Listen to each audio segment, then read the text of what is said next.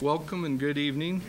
This is we'll go ahead and call this meeting to order for the Lewiston City Council regular meeting for Monday, August 27th, 2012. Next item of business is the Pledge of Allegiance. Will be led by Emma and Maya Cuddy. Please stand and join us.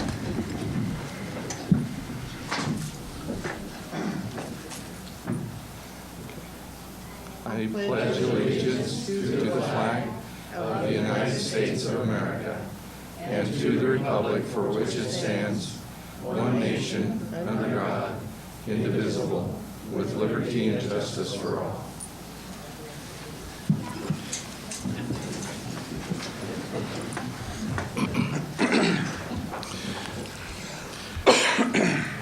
Next item of business is citizens' comments. This is an opportunity for citizens to address the council on agenda items or other items you wish to bring to the attention of council. You're encouraged to discuss operational issues in advance with the city manager. In consideration of others wishing to speak, we ask that you please try to limit your remarks to 3 minutes. If it's anything to do with the upcoming public hearing for the Normal Hill Heritage Overlay Zone, please save those comments for when we open the hearing on the next item on the agenda. So with that, any citizens' comments, please state your name and address for the record, please. Good evening. Doug Havens, 3513 22nd Street. I'm here as a taxpayer tonight. I know you've got what looks to be like a lengthy agenda. Try and be brief. I would encourage you to, during the budget sessions, budget readings, to consider trying to keep your agendas light. After all, this is an opportunity to work with citizens and perform probably one of the most important services you do for the city, and that is adopt a budget. It seems like your last few meetings have been fairly lengthy. I wanted to begin by talking about something you approved last week, and I apologize for not following it closer. I missed the first budget meeting and heard some discussion on the second. That was the wastewater fee increase. I know you've adopted that, and the reason I bring it forward tonight is that should you choose, I think you could move to reconsider if this is considered your next regular agenda session. I guess in reading the material, the reasons for adopting this fee increase, I'm somewhat confused, and I guess there's not an adequate explanation given for it that I can understand as far as the separating out this 3%, which I think was adopted at 2% for road and street wear and tear, I think is how it was classified. I don't really understand where your reasoning is behind this. I understand a comparison was made about a private organization that contracts with the city. I'm talking about the garbage contract. But I can't figure out where another city department pays a fund like this or a fee like this to use city streets and roads, what has been classified as wear and tear on city streets and roads. Mr. Poole directed council previously to budget session, I believe work session number 5, so I pulled the minutes for that because I was curious what the discussion was on that, and it's fairly minimal. I mean, in fact, it really doesn't talk about those monies separated out for wear and tear on the streets. And granted, I know the minutes are typically not a verbatim explanation of what the discussion was. However, you would think that would be pointed out. It really just talks about capital improvements to these funds, and that good planning is always a prudent way to move forward. And Mayor Poole does speak with some authority on this. He was on the council for 8 years. Why past councils didn't put money towards it, I have no idea. I mean, that's a council decision. So, however, I can't figure out where the legal analysis was done on this fee. There's no explanation for that. And I think you're in uncharted territory here, charging a city department funded by taxpayer dollars, salaries paid by taxpayer dollars, equipment paid by taxpayer dollars, to use city streets funded by taxpayers. And now you're going to charge the taxpayers a rate increase to drive on those streets? And what equipment are we talking about? A couple jet trucks, some maintenance vehicles, to the tune of what I think somebody had said was a little over $200,000.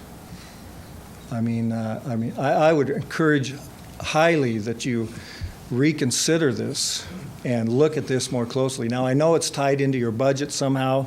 That's unfortunate, but that's not the taxpayer's problem. That was a decision made by council and staff and whatever. You need to really look at this before somebody challenges this. My belief is, and I'm not the only one, I decided to have a legal department look at it, and I hesitate to mention who, there's some great concern in that. So that would be one suggestion I have. Now, you asked for budgetary suggestions, and I apologize for taking us so much time. I wanted to go through these briefly. While I was reading your budget work session number 5, a couple things struck me. I haven't paid that close of attention to the city budget. At the county, we have our own problems. But it did strike me as interesting that, and the chief, DeYoung is here, and I've already said this is nothing personal, Chief, against the fire department. It's just something I noticed in the minutes, that the ambulance service call volumes are down 800 to 1,000 calls per year. That's a significant decrease. Did you do anything with that information? Because it's not reflective in this conversation. I mean, that's significant based on call volumes that I used to remember. And if you take that call volume and you add it to the call volume that was lost when Clarkston started their own service, now you really have a significant decrease. And yet tonight, you're going to adopt a budget that increases staffing in that department with a third of the call volumes gone. And not only that, and if you look in the back of your budget book, and I didn't bring mine with me today, where it has the staffing titles and department, I think it's divided by departments, you'll see that you have 3 classifications under ambulance billing personnel. No change in that. You still have 3 ambulance billing people, and you've lost a third of your call volumes. And what made that, I thought, more noticeable is the fact that one of those people actually, not listed there, but a short time ago actually retired. You had a perfect opportunity to reevaluate that position based on the current needs, but you didn't do that. You filled it, granted you filled it within from another department, but that must have created another vacancy somewhere else. I don't see where the council is looking at these type of opportunities to save people money. So that was one suggestion. I also noticed the fire department, you talked a little bit about chassis replacements in your past council meetings. You know, years ago when that plan was adopted, it was to upgrade the chassis. I don't remember if they were from 3/4 ton to 1 tons or 1 tons to 1.5 tons, but that was the purpose behind them. I'm not sure that's still the purpose now. Is the purpose, are you still upgrading, or is it strictly for wear and tear and that kind of thing? You're just going through the 7 or 8 ambulance vehicles that you have. And if that's the case, I see nowhere where there's a discussion about the mileage that's put on these vehicles. Is it just a routine item that you're doing? Is just year after year after year, you just replace chassis? You don't ask why you're doing that? I mean, I see the cost has risen to $120,000 now. And if it's not to upgrade the chassis capacity, what is it? I think I'm going to leave it at that. Other than to mention, on this water and wastewater fee increase, that the city doesn't have a very good track record going to the Supreme Court. You were 0 for 3 last year. It doesn't get much worse than that. Even in baseball, it doesn't get worse than that, unless you hit yourself in the head with your own bat. And you're getting pretty close to doing that. There is no direct benefit to the fee payer that's being charged this fee, and it's being spread out across the city. I don't even pay into it. I don't pay city water fee. I don't pay sanitation or wastewater. So really, I have no dog in this fight. You could raise it 10%. It wouldn't affect me, other than maybe every 7 years when I have my septic tank pumped. So when you motion to reconsider, that's typically done during councilor comments at the end of the meeting. It's not to be placed on this current agenda. It's to be placed on a future agenda. You don't even have to discuss it tonight. It does have to be done by someone from the winning side when the vote was taken. I don't think that was done proper last time. That's over and done with. However, I would encourage you to do it. Thank you.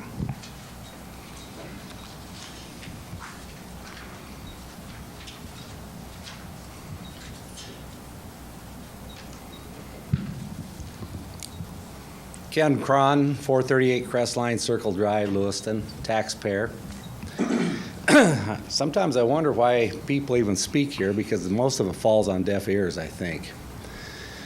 9 times out of 10, 4 of you have your mind already made up and you're going to vote in the majority. However, you need to go back and realize what 76% of the people said. 0% increase in taxes. Sharpen your pencil and figure it out. Let's start with community parks. If anybody knows the history behind the community park up there, that big conglomerate was brought together by Lynn Moss and brought LCSC in, who does not want that property anymore.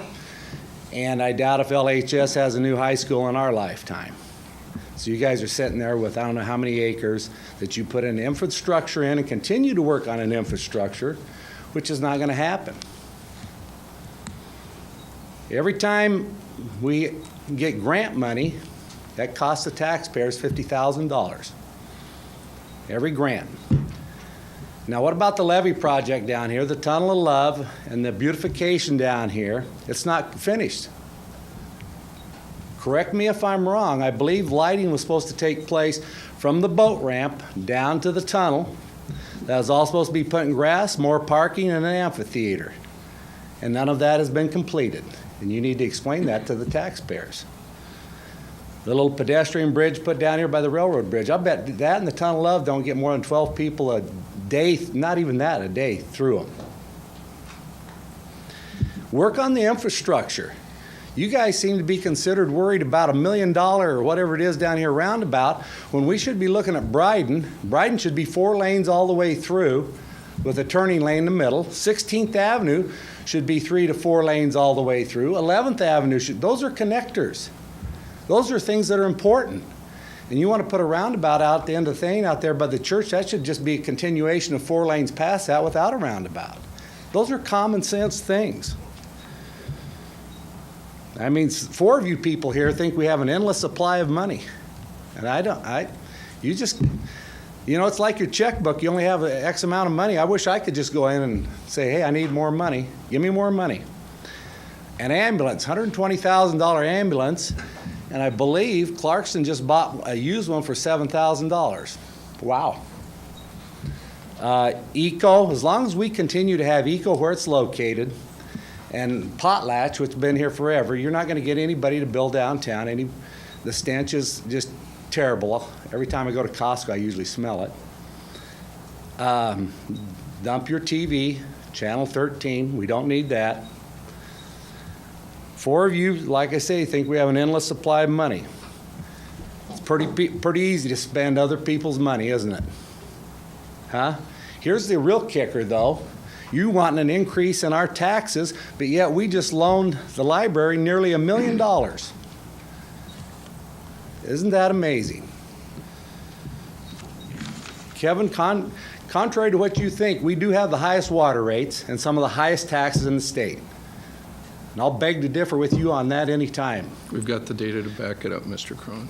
Yeah, and so do I. 6 years ago, I did the water. I said some of the highest property taxes, not the highest, some of them.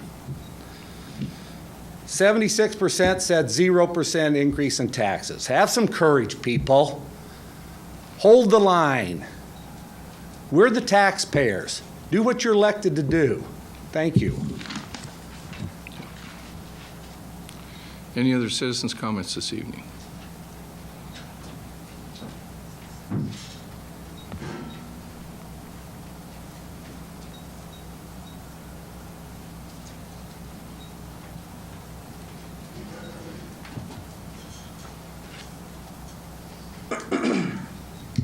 Elizabeth Getzinger, 324 16th Avenue in Lewiston. Recycling is what I was wondering about. When I was reading the article in the paper, it said that you're thinking about changing our recycling into one big bin. It sounds good. I have a daughter who lives in Seattle, and they dump everything into one big bin. In fact, they have a yard waste bin, one big bin, that you put every single bit of food scraps into also. But the one I was wondering is, somewhere I was in that article, it said there was not going to be any glass.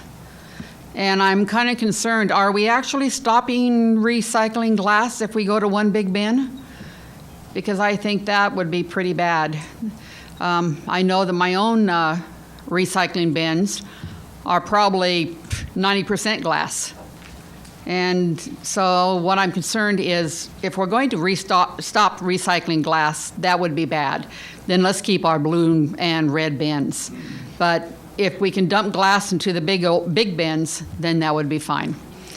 Thank you.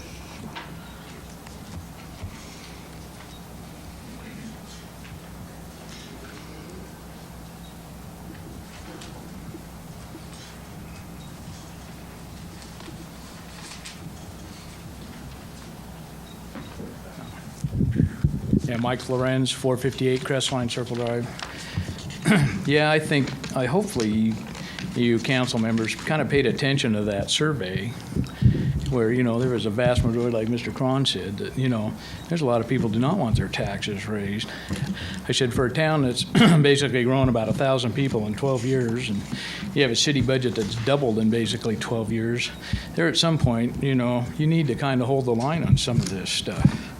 I mean, I made a brief list of where I feel like, we've misspent money over the years, and I think it's time to, kind of hold the line. We went in and got into this library project after it got voted down 3 times, and somehow miraculously, now we're going to donate, spend millions of dollars on this building that got voted down, and I probably use the library probably more than a lot of people on the library board do.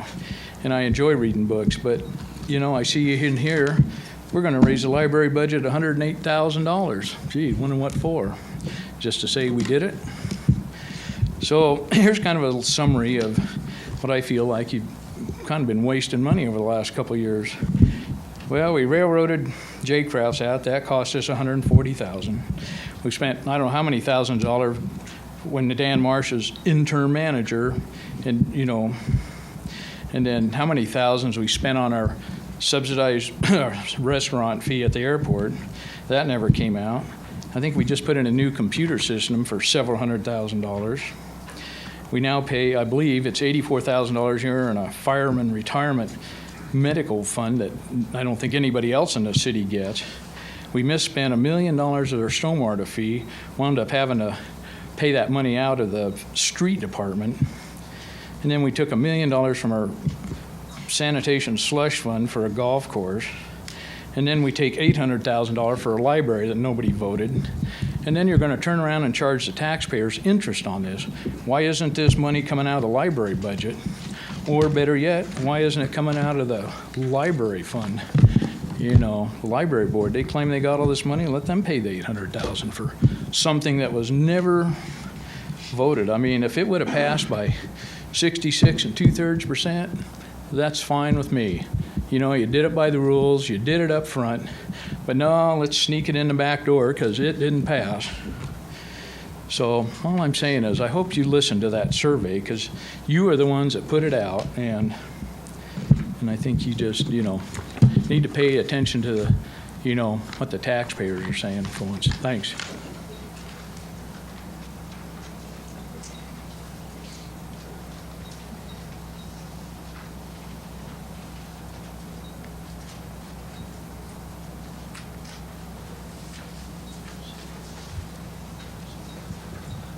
Jim Class, 520 21st Avenue, Lewiston.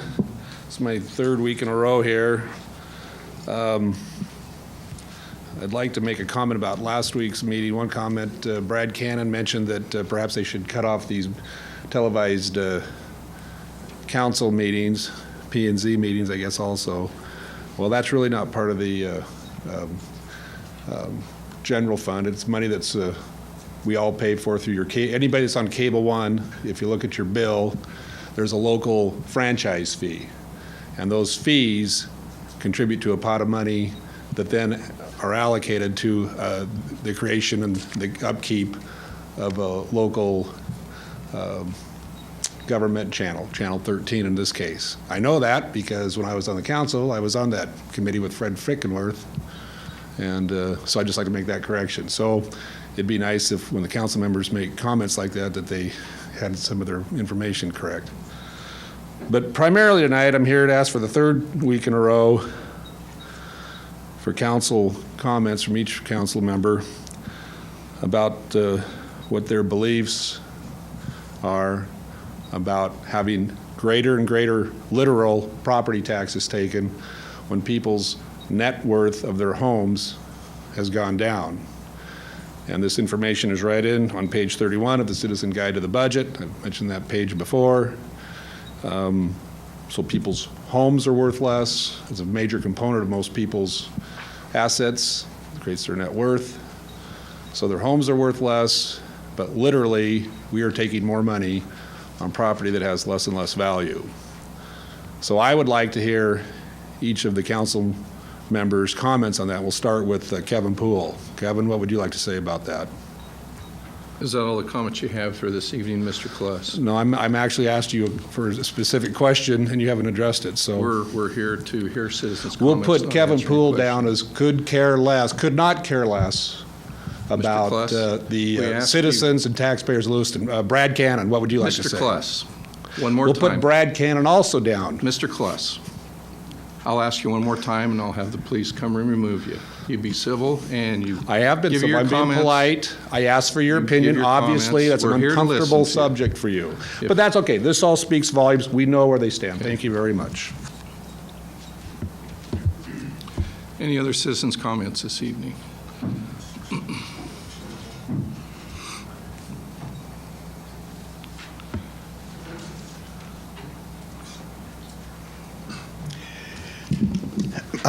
Marv Welter, 326 3rd Street. I'd like to make a few comments about, it was mentioned about the roundabouts, and I don't know if there was any research done on this or not, but you take like over in Europe, and they're getting rid of the roundabouts. In Missoula, they put a roundabout down by the college, and I don't know if this has ever been explored or not, but they can't even get a fire truck through there. You know, and down there on Southway, that's a busy truck area for traffic. The Atlee comes by there, Atlas Sand and Gravel, and you got Lewiston Premix. You got those trucks, you know, and some of them are tag-along trailers behind. I think before you do that, and I think you've already made your mind up on it, but I think you better be looking at that. Another thing I think you better be looking at is where is all this money going? I've been told that there's a couple of backhoes, or not backhoes, cranes in the city, and they end up, a friend of mine has been called out to do repair because the city doesn't feel comfortable, doesn't have a competent crane operator or bucket operator, I guess you'd call it, to operate this thing. So what are we doing with it? And then they have backhoes, you know, the Parks and Recreation has one and the city has one. Why don't we have a motor pool where, because the Parks and Recreation can't use a backhoe that often, and the city, why can't we have a motor pool where that stuff goes in a motor pool? And have you know, I know they have a mechanic for the bus garage, but they have mechanics to work on this stuff. Same thing with, you know, we get new vehicles all the time for the city. Those should be maintained. I don't buy a new vehicle every 5 years. In fact, I've never owned a new vehicle, to be honest. And my vehicles run fine. So I think we need, instead of just going around and putting money out, I think we need to be looking where our money is going. As a businessman, you have to do that. I think we need to start running the city as a business. The gentleman before said, these grants, they're not free. Everybody thinks grants are free. It costs the taxpayer, and every time we have a grant, we got to do it. Well, now we got to do something with those stupid canoes again. Well, I think that's a bunch of BS, but anyway. And another thing, we're putting more regulations. I'm kind of getting into the other part, but we're wanting to put more regulations on Normal Hill zoning. Why doesn't the college and the hospital, instead of tearing down all these things, build a two-story garage? They have it up at WSU in the parking. They have it up in Spokane at Sacred Heart. You know, it'd take care of a lot of this. I got my car totaled out on 5th Street and 5th Avenue because I was headed north, and the lady couldn't see me, and she pulled out from a stop sign and broadsided me, spun me around the road, and I hit the curb and totaled out my car. So, you know, you need to look at the safety issues of this parking thing too. That's all I have to say.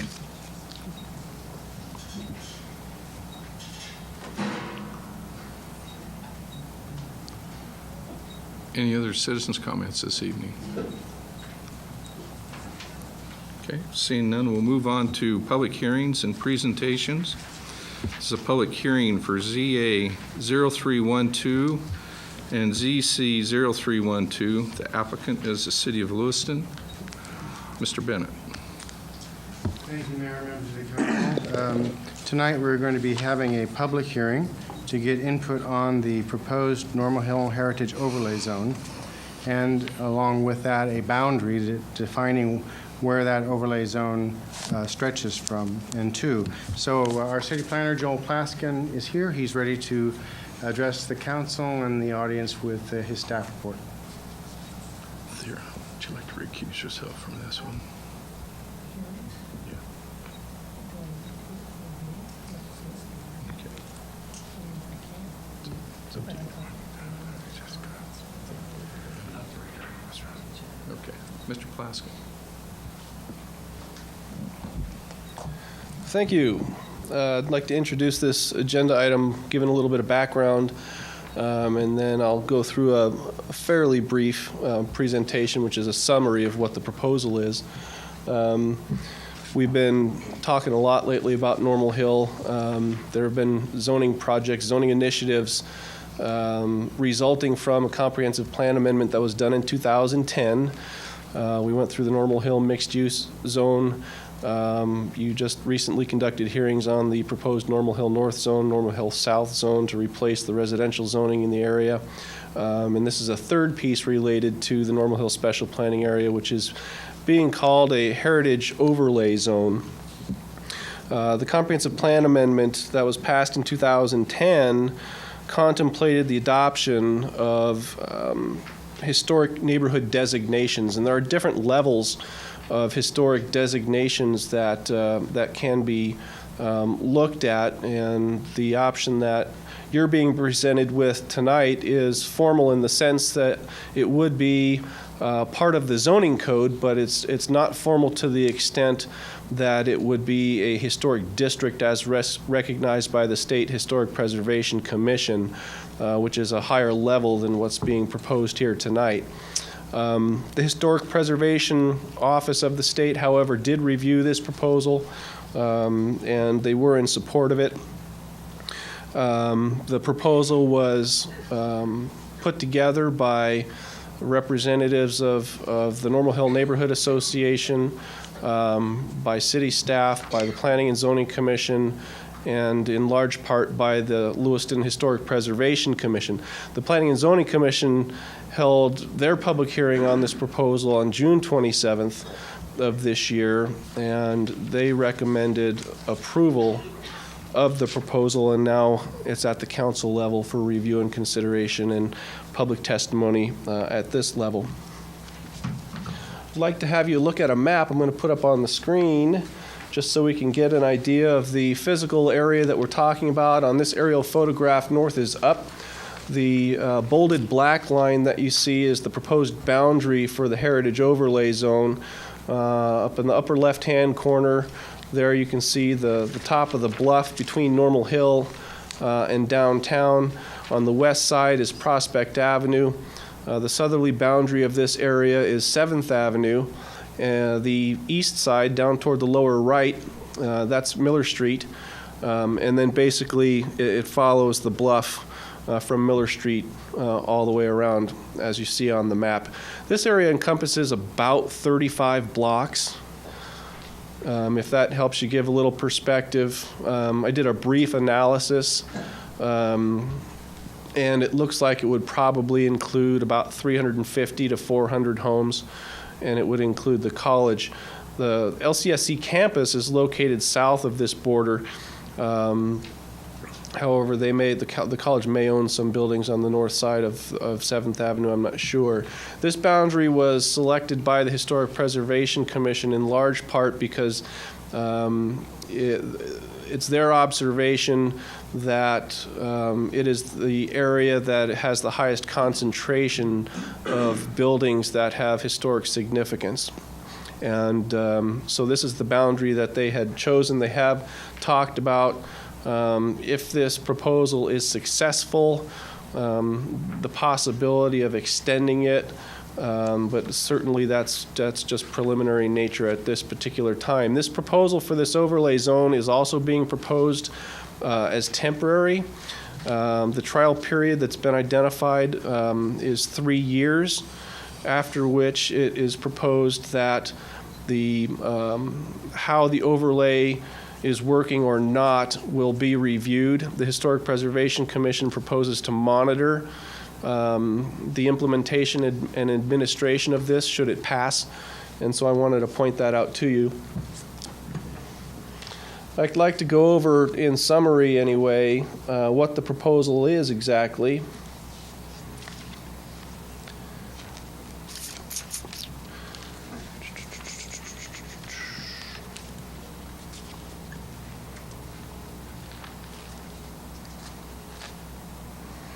I can get it to run here.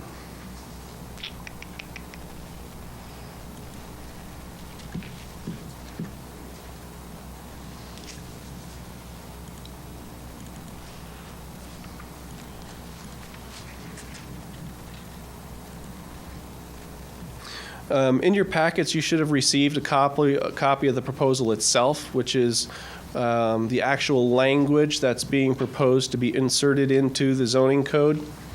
It's got an intent section, and it contains statements about the intent of the initiative. Some of those statements have to do with preserving and enhancing the historic character of the neighborhood, promoting investment in the neighborhood, and promoting aesthetic building design, promoting property value retention, or hopefully, better yet, increase, avoiding building designs which would be expected to detract from the existing historic character of the area, and promoting attractiveness, desirability, and economic vitality.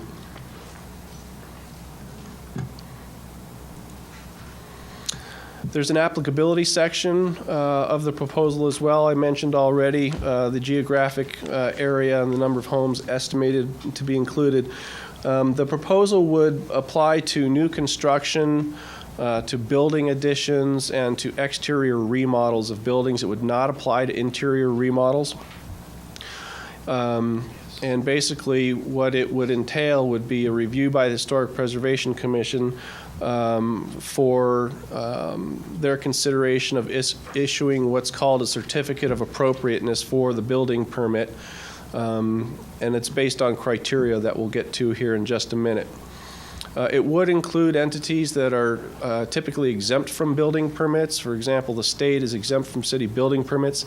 They are not, however, exempt from municipal zoning, and so this would apply to any entity that is subject to zoning, even though they may be exempt from building permits.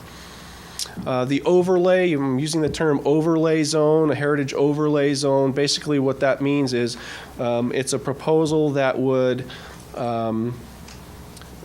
have requirements additional to or on top of the underlying zoning district. You've got on your agenda tonight third reading and adoption, the possibility of adoption of the Normal Hill North Zone and the Normal Hill South Zone. And we've talked about what those zones mean. They've got use regulations, what land uses are allowable in the zones, by what process they're allowed, and under what development standards that they're allowed. So what you're looking at tonight would be an additional layer on top of that. So this wouldn't replace the underlying zoning. It would be an additional level of review.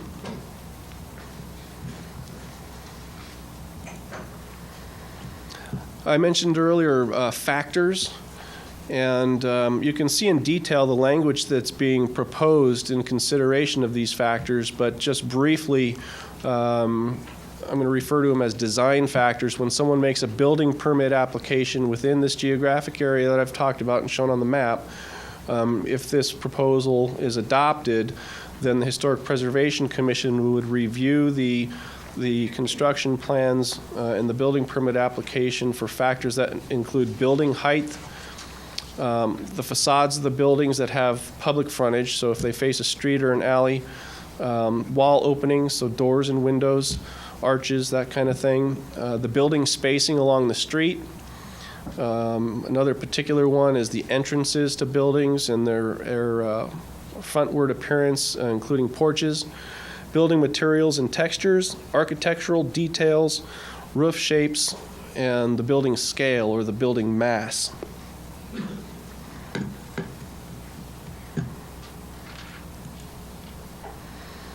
Other design factors that would be looked at by the commission include the consistency, and that is consistency of how the building might look relative to its original design, to its current state, and as well as how it might look compared to the adjacent properties and the larger neighborhood area.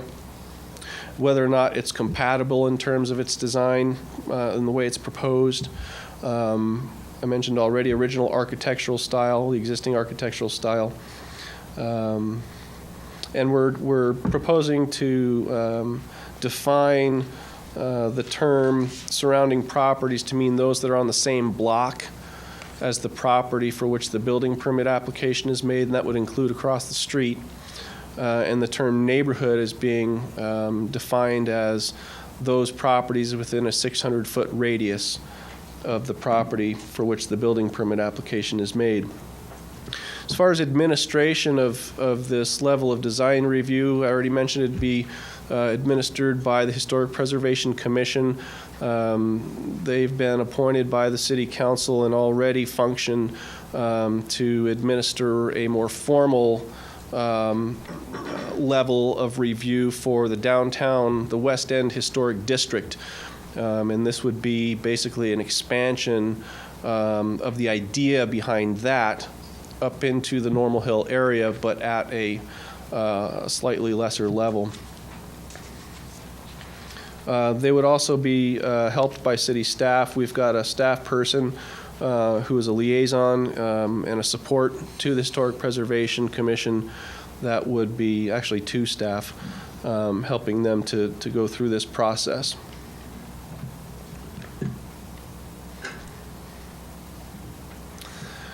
I went through the categories of the factors. There are 9 of them, and the proposal to try to help eliminate some of the subjectivity, and subjectivity is inherently included in any level of design review. It's impossible to completely get out of having some subjectivity, but to try to help add some more guidance and put sideboards on it, it's being proposed that in order to issue a certificate of appropriateness, that the commission would have to find consistency with 6 of the 9 factors, such as building height, mass, spacing in the facades, those other things.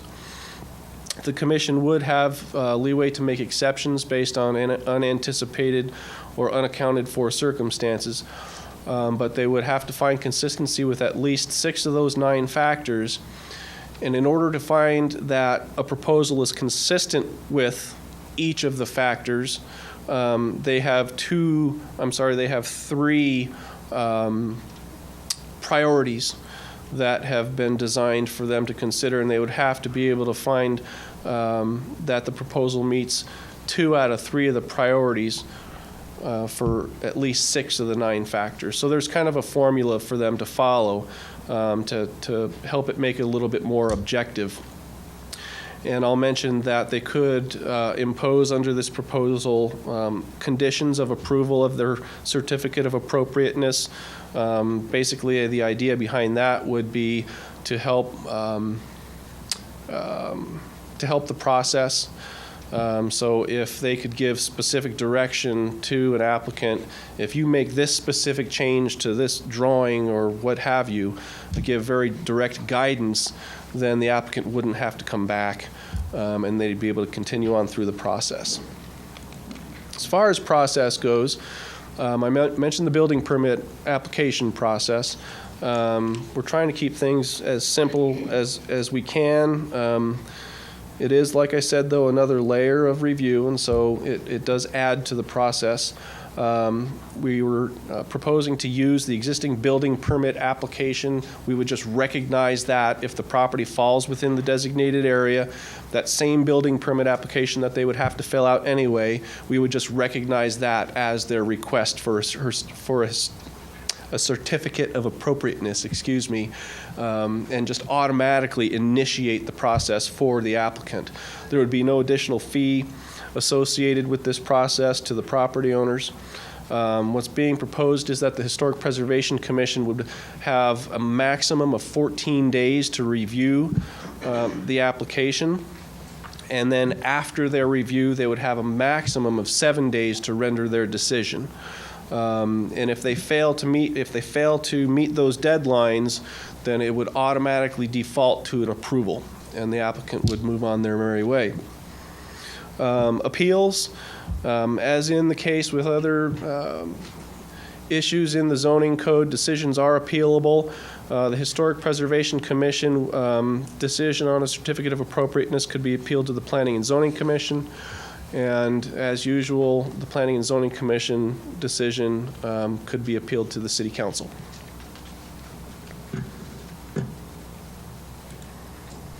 And that's my summary of what the proposal is. Be happy to answer your questions now and or later.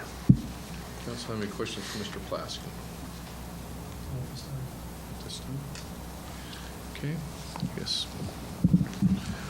Okay, this time we'll go ahead and open the hearing up to take testimony for or against this heritage overlay zone. So anyone wishing to provide testimony for or against this, please come to the podium, state your name and address for the record, please.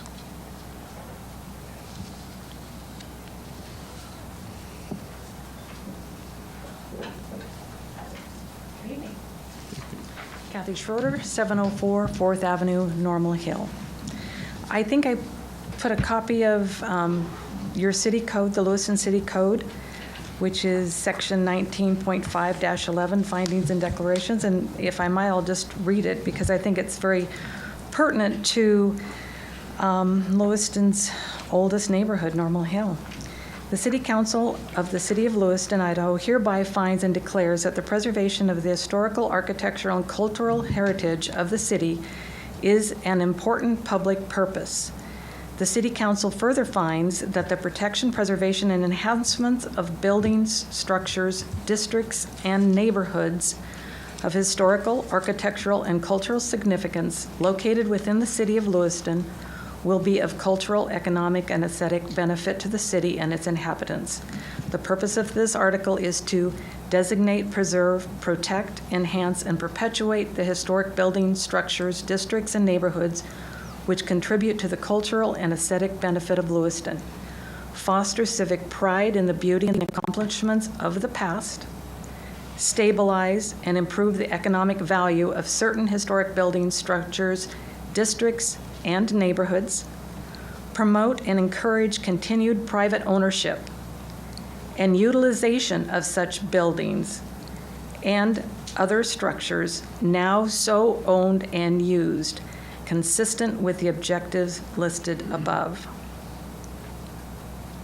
I just find that that is a wonderful thing for a city to adopt, and I think we have a perfect opportunity with applying a simple overlay district in the oldest part of Normal Hill, the most at-risk part of Normal Hill, and the grandest part of architecture that Lewiston actually has. So I think it is worthy of your city code to consider this overlay. Thank you.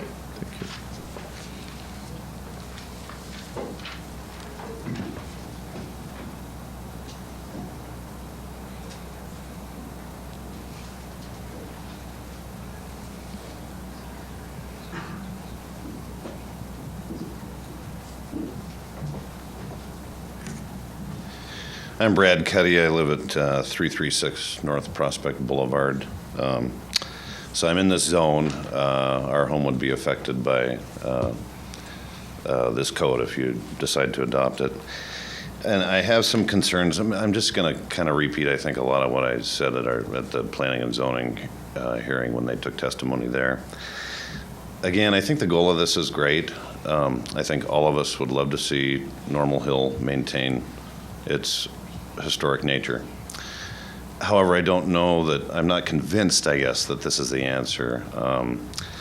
This isn't going to necessarily give people the means that are needed to improve their homes the way we might like to see them improved. With that said, I do have some concerns about it. The rules, to me, in this code seem very gray. And I understand and I appreciate the notion that perhaps they were written that way to allow for some flexibility and some leniency in allowing folks to, you know,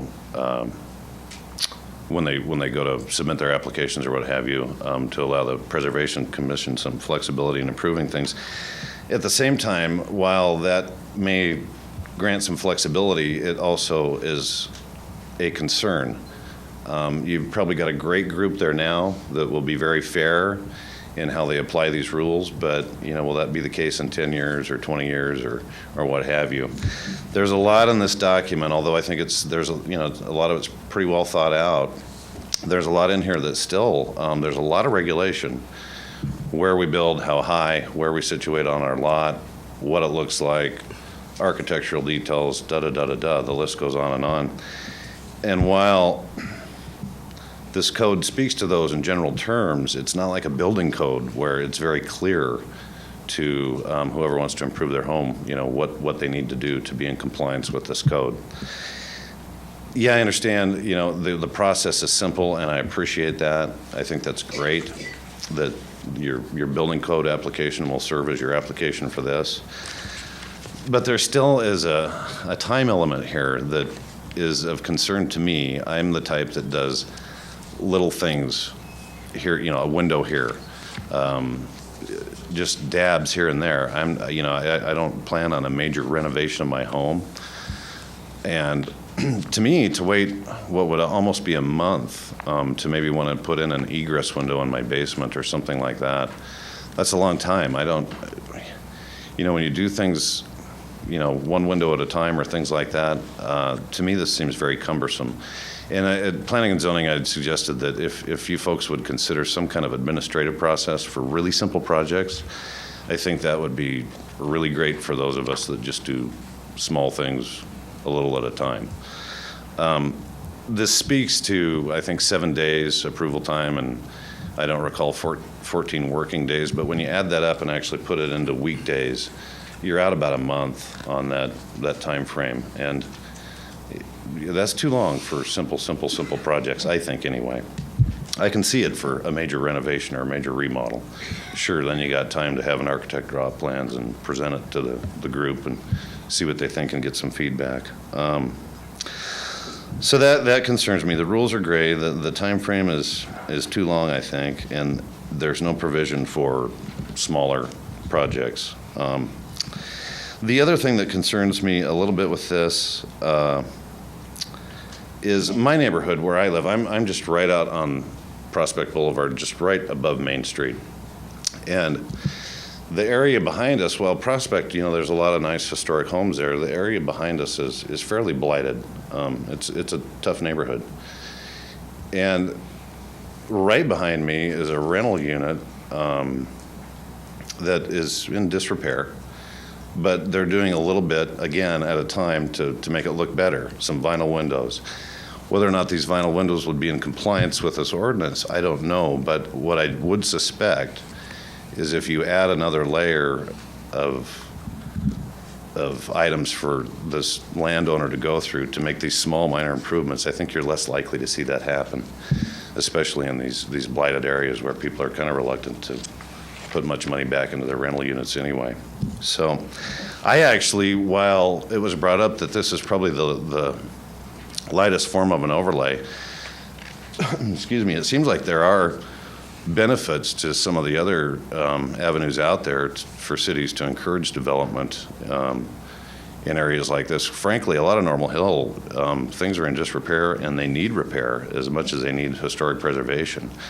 With some designations, I think there's tax credits available.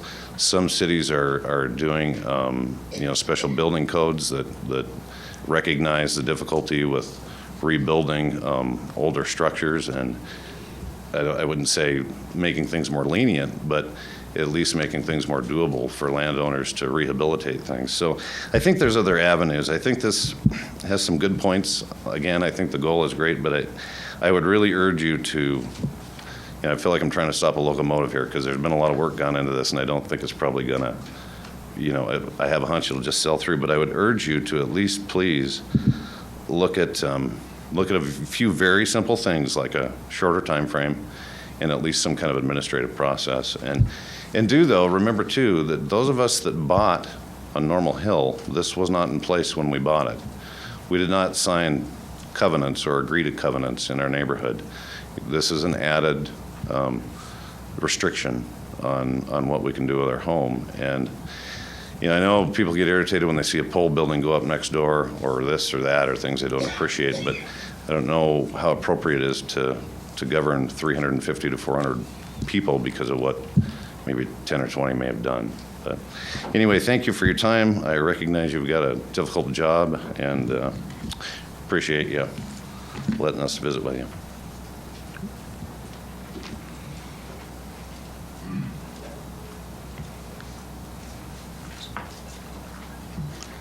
Good evening. I'm Larry Schrader. I reside at 704 4th Avenue, same address as the lady that just spoke ahead of me. I sometimes like to refer to myself as her gardener, but I'm also a member of the Normal Hill Heritage Association, and we have collected quite a number of signatures from folks in the neighborhood that I'd like to pass over to you for your review. I would also, if you don't mind, like to just read the letter of support that they did sign that attached to all of the signatures. This letter is in support of the proposed Heritage Overlay District on Normal Hill. We, the residents of Normal Hill, the Normal Hill Heritage Association, along with the Lewiston Historic Preservation Commission, respectfully request your consideration on this important issue regarding Lewiston's homeowners' rights to expect our property values to improve or at the very least to stabilize. Normal Hill area is a neighborhood without a covenant. The Historic Preservation Commission wants to be that guide to increase property values by guiding the renovations within the overlay area to maintain and restore the historic architecture of its neighborhoods.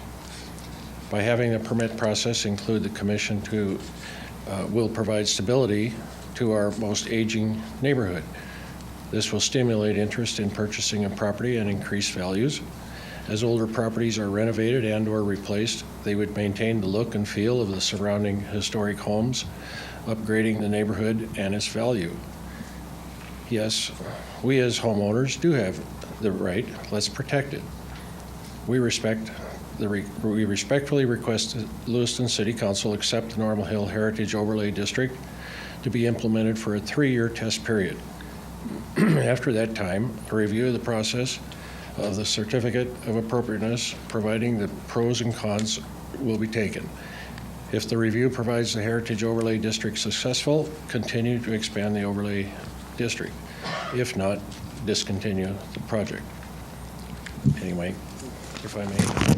I'll take that, Mr. Schroeder.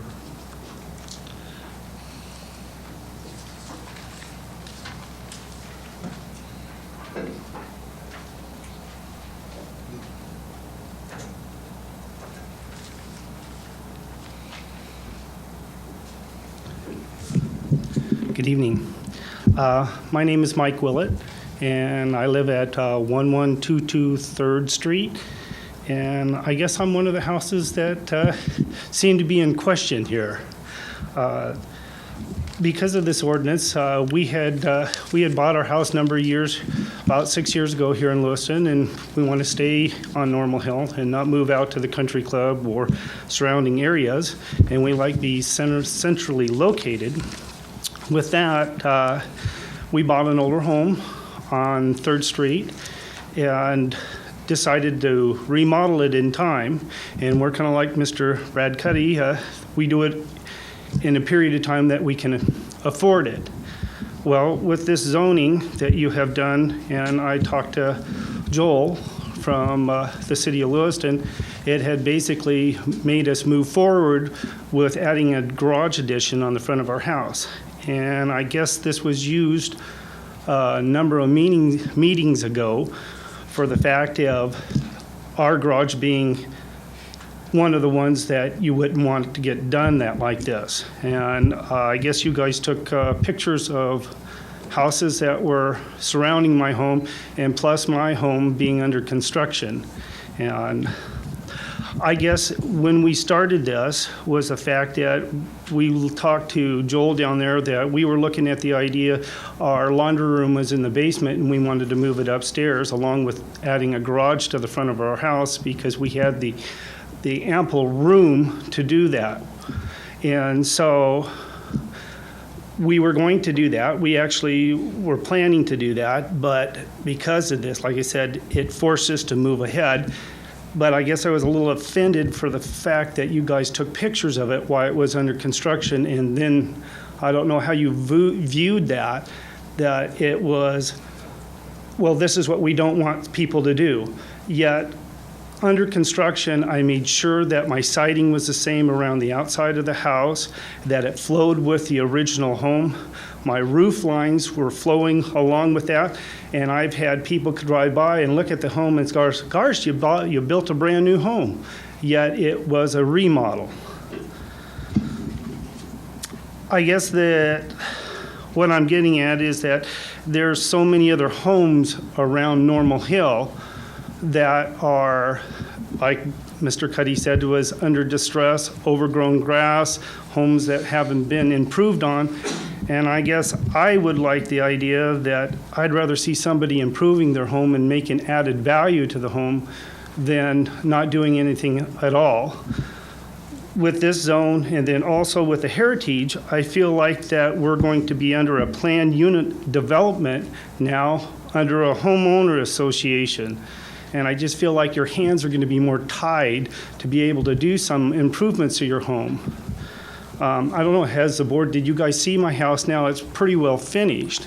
Have you seen completed pictures? Just as a point of clarification, Mr. Mayor, I don't think any you guys took any pictures. Well, the council here. No, we didn't. No, here have not, I'm sorry. We didn't take any pictures, and we're not you guys, we are council members. Sorry, I apologize for that. We didn't take any pictures, I assure you. Let's let Mr. Willett I have complete been his But, testimony, please. Go ahead. The gentleman here at the far end, Mr. Clinton, he came by my house and then notified me that this was actually done at a previous meeting, that they were actually taking pictures and that you guys viewed those here. So I guess the whole idea I'm asking is, have you seen the completed project?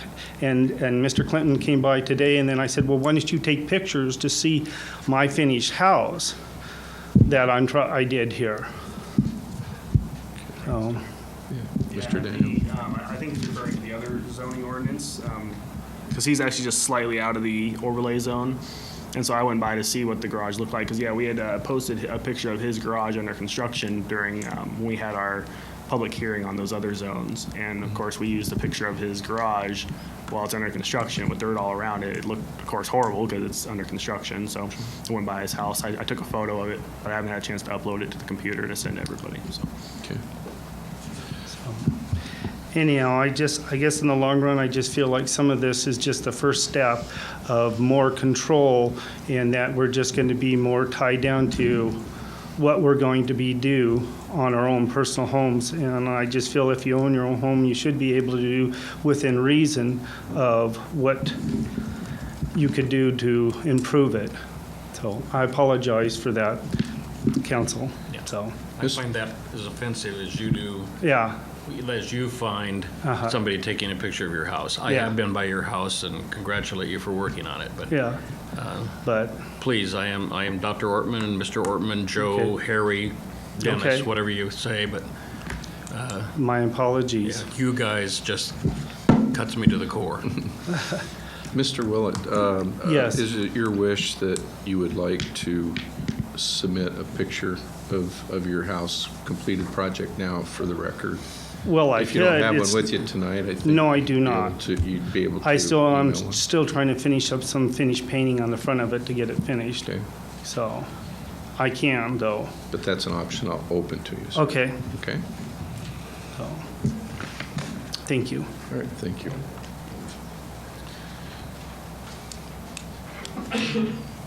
Any other testimony?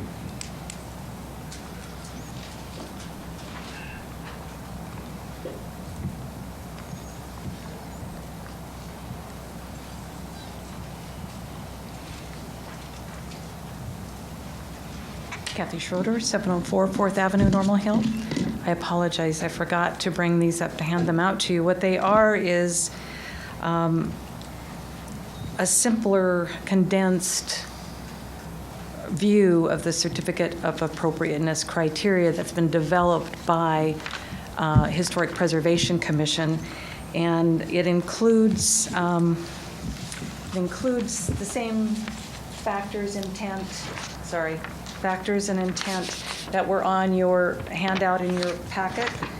And it lists the 3 comparison items simply, and then it shows the worksheet for the the Historic Preservation Commissioners to work from.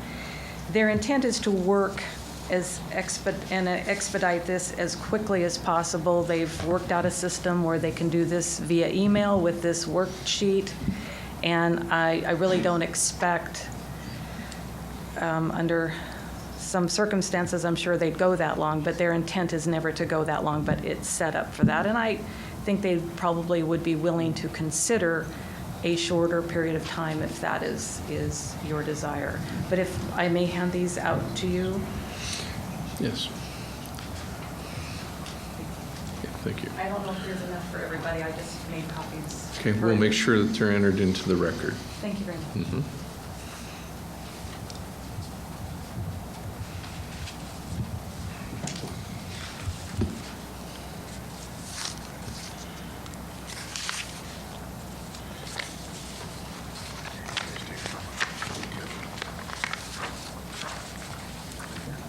Any other testimony for or against the proposed heritage overlay zone? Seeing none, we'll go ahead and close this hearing. Mr. Plaskin.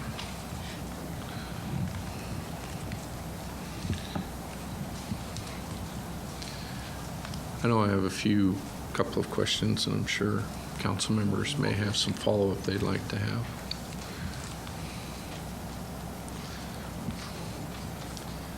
Any council members, questions of Mr. Plaskin this time? Coming up. Go. You want me to start? Yeah, sure, go ahead. Okay. Councilor Kleberg. Thank you, Mr. Mayor. Joel, appreciate the hard work that everybody's done on this. It's interesting listening to Brad Cuddy since we were on the P&Z together for a couple of years. I really appreciate his input. And he's made a couple comments that were some of the same things that have struck my mind is, let's take it, for instance, the abandoned house that was fire damaged on First Street, in the First Street right off of Prospect. There's nothing going on with that house. And if there was ever anything going to happen with that house, it would fall underneath this. And in my opinion, it could make it probably cost prohibitive to redo the structure. Do you know the house I'm talking about? Brad knows the house I'm talking about. What would you think? Would you knock it down and start again? I mean, there are a lot of rentals in that area. Once you get back off of Prospect, I have friends that live down there. I get down there quite a bit. I look at it this way. Landlord is trying to maximize the profit from each rental room that he has available to a tenant. A lot of college kids and stuff like that. Has the option to replace the buildings or the windows in the building. I don't know that he's going out and buying a architecturally correct Pella window for a substantial amount of money if he's going up to the Home Depot and just buying vinyl windows. To me, that's what I would do if I own a rental down there. But then you have to go through this, well, it makes sense. You're going to replace the windows so that you increase the energy efficiency of the house, but you're going to do it as cheaply as you can so that you can still maximize your rental income. This would be a deterrent to that, is the way I see it. Would you agree? It's all a matter of perspective. Okay. You don't really know the answer to the questions until a specific proposal has gone through the review process. There's a certain level of unpredictability associated with subjectiveness, and like I said earlier, it's inherently built into any level of design review. Okay, but so the subjectiveness comes up and says, well, you know, that's really not restoring this. You could probably do a little better job. And then he says, well, then I guess I'll leave the old single pane windows in there because I'm not going to go spend the extra money to replace it with fancier windows that would fit architecturally to the design of the house. And I see that as being a big problem to upgrading some of those properties. That's my opinion. That's one of the problems I've had with this. Just a couple comments, and I think maybe Brad was even on P&Z. Back in the day when we were talking about the special areas around the college and the hospital and stuff like that, you know, it was brought up about having even a block by block or a couple of blocks having some sort of covenants. You know, if you had a block of neighbors that decided this is what we want our block to look like, and they went around and got enough signatures, then they could take it to the city. But at the time, the city didn't want to take ownership of that. I don't know if you remember that, Laura, or not, but that was kind of the gut feeling, that the city didn't want to be in charge of that program. That would be incumbent upon the neighbors, kind of like what you have up at the Country Club edition, where they have some covenants and stuff like that. So I guess that's the problem I have with this. I know there's been a lot of work done on this, and I appreciate everybody's input, believe me, you know. But to make it right for the 350 to say 400 properties, and we've gotten some signatures here and stuff. I guess I just don't know how many of all the property owners that could potentially be affected by this are fully aware of what's going on and what that percentage would be in support or against, you know, the proposal that's in front of us. So I'm kind of on the fence and leaning the other way. I don't want to shoot everything down, you know, and just put a kibosh on this. I think maybe it can use a little bit of tweaking, but that's kind of where I'm at right now, so. For the record, there's 15 signatures. Okay, thank you. Councilor Orton. Councilor Kleberg, I'm glad that you brought up some of the issues. I think this is a very complicated and a very interesting process that we have gone through, and I appreciate as well, Joel, what you have done. Let me start down my list. One of the things I do like about this is that it is reviewed in time certain. It's looking at a short period of time and with some revision if it does or doesn't work. I do believe that Mr. Cuddy and Mr. Willett are probably both correct, and we would work on, I don't think anybody in the city would ever not work on streamlining the process, whether it be administrative or the review. I think that's something that is incumbent upon us with whatever project we have, but especially this kind of project. We would need to do use some logic along the way. I asked questions very recently in reference to this topic about what would happen in the replacement world when I know that so many of those lots are extremely small and people coming in buying a couple of those rentals, taking them down because it is a blighted area. I don't believe that any of those things that are architecturally correct that Mr. Kleberg referred to are the ones that were probably going to be pinned down by this commission and said you can't do whatever you need to do to fix your rental. I think we're talking about the kind of historical character and some of the box units that are there. You're well aware, I've delivered Meals on Wheels to them. I used to eat at Skip's Fountain over there in that part of town on a regular basis. That's probably why I'm somewhat stout. Food was good. Neighborhood is one I value highly. I have a lot of friends there, but I think what we're trying to do is to preserve the basic character of that area. I think it can be done. I don't think any document like the one we have in front of us is letter perfect. That's why I'm glad to see that there is some provision for review. When you look at something like Mike's house and Mr. Willett's house, an extremely attractive home. Probably not in the right place if one is looking for preserving the character of that particular neighborhood. But as Councilor Kleber pointed out, we don't have a covenant. There wasn't one there, and I'm sure that's why he moved to complete that as he has. I do congratulate him on it because there are a lot of people on Normal Hill who don't have that same care and design. And if you notice, there are lots of designs with garages out front all over the community that we hail as great houses, ones that people like to own. When it comes to the actual ordinance that's in front of us, I have some of the same concerns that both Mr. Willett and Mr. Cuddy have brought forth. I suppose I have more faith in the Historic Preservation Group in that it would not purposefully try to derail logical, economical, and sensible proposals. Mr. Cuddy is totally right.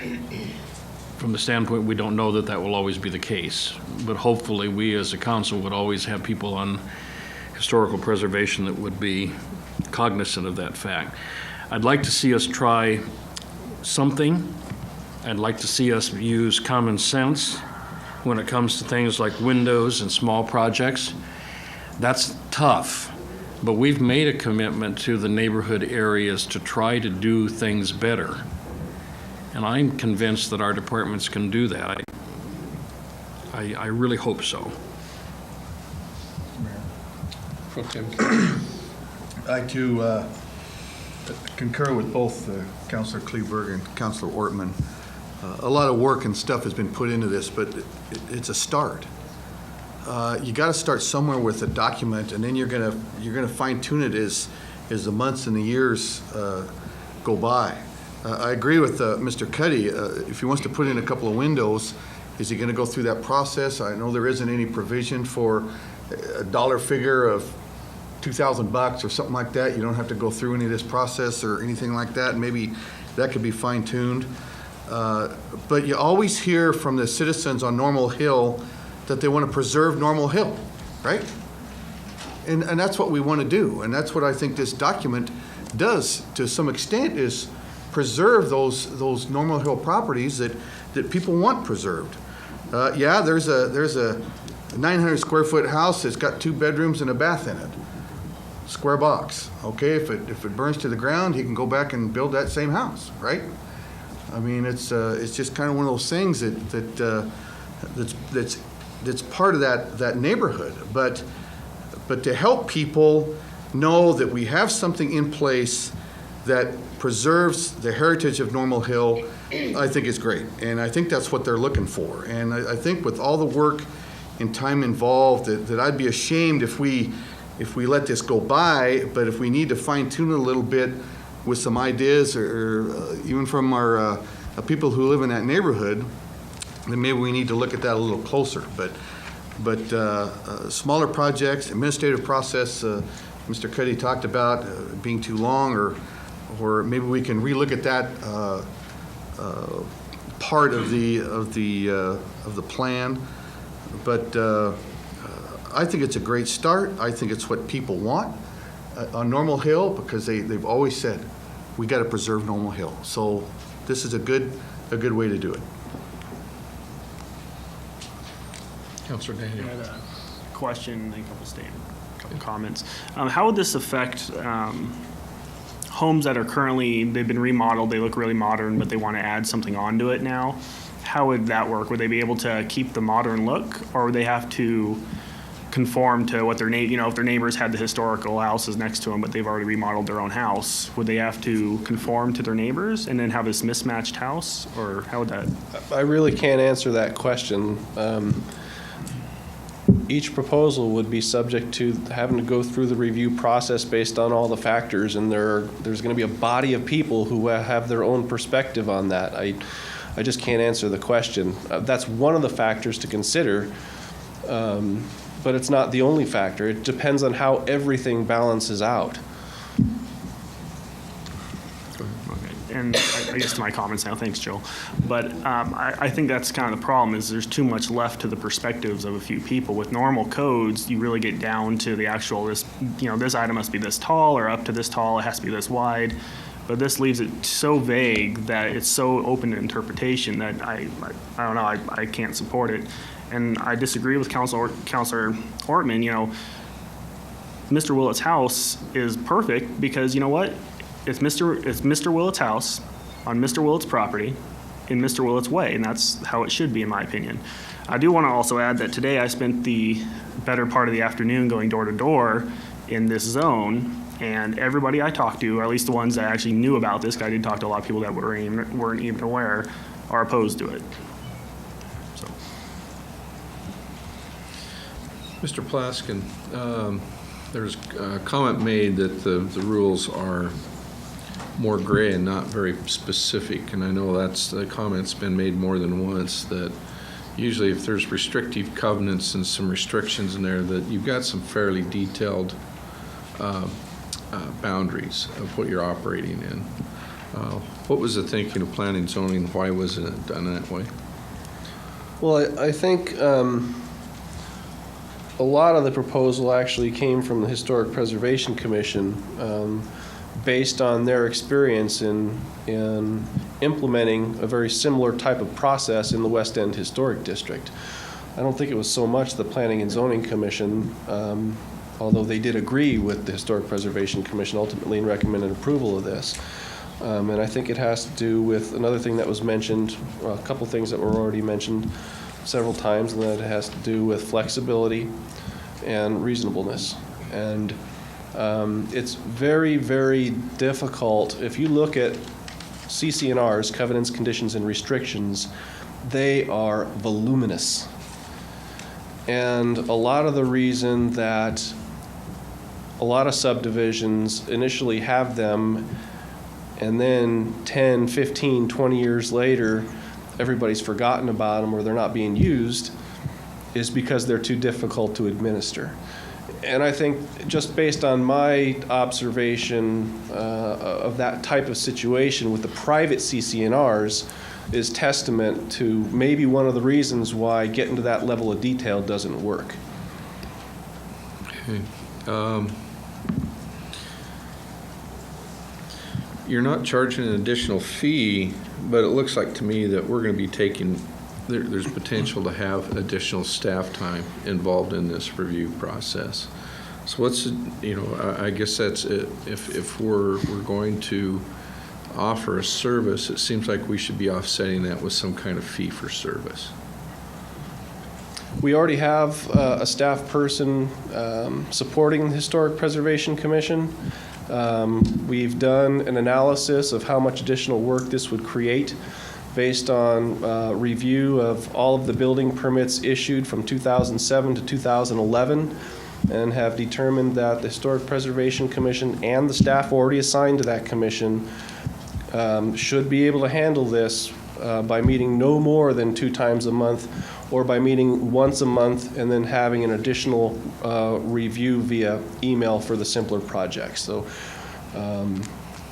that has been looked at, and it's not been determined that we anticipate a problem from a staffing standpoint or from a Historic Preservation Commission volunteer service standpoint.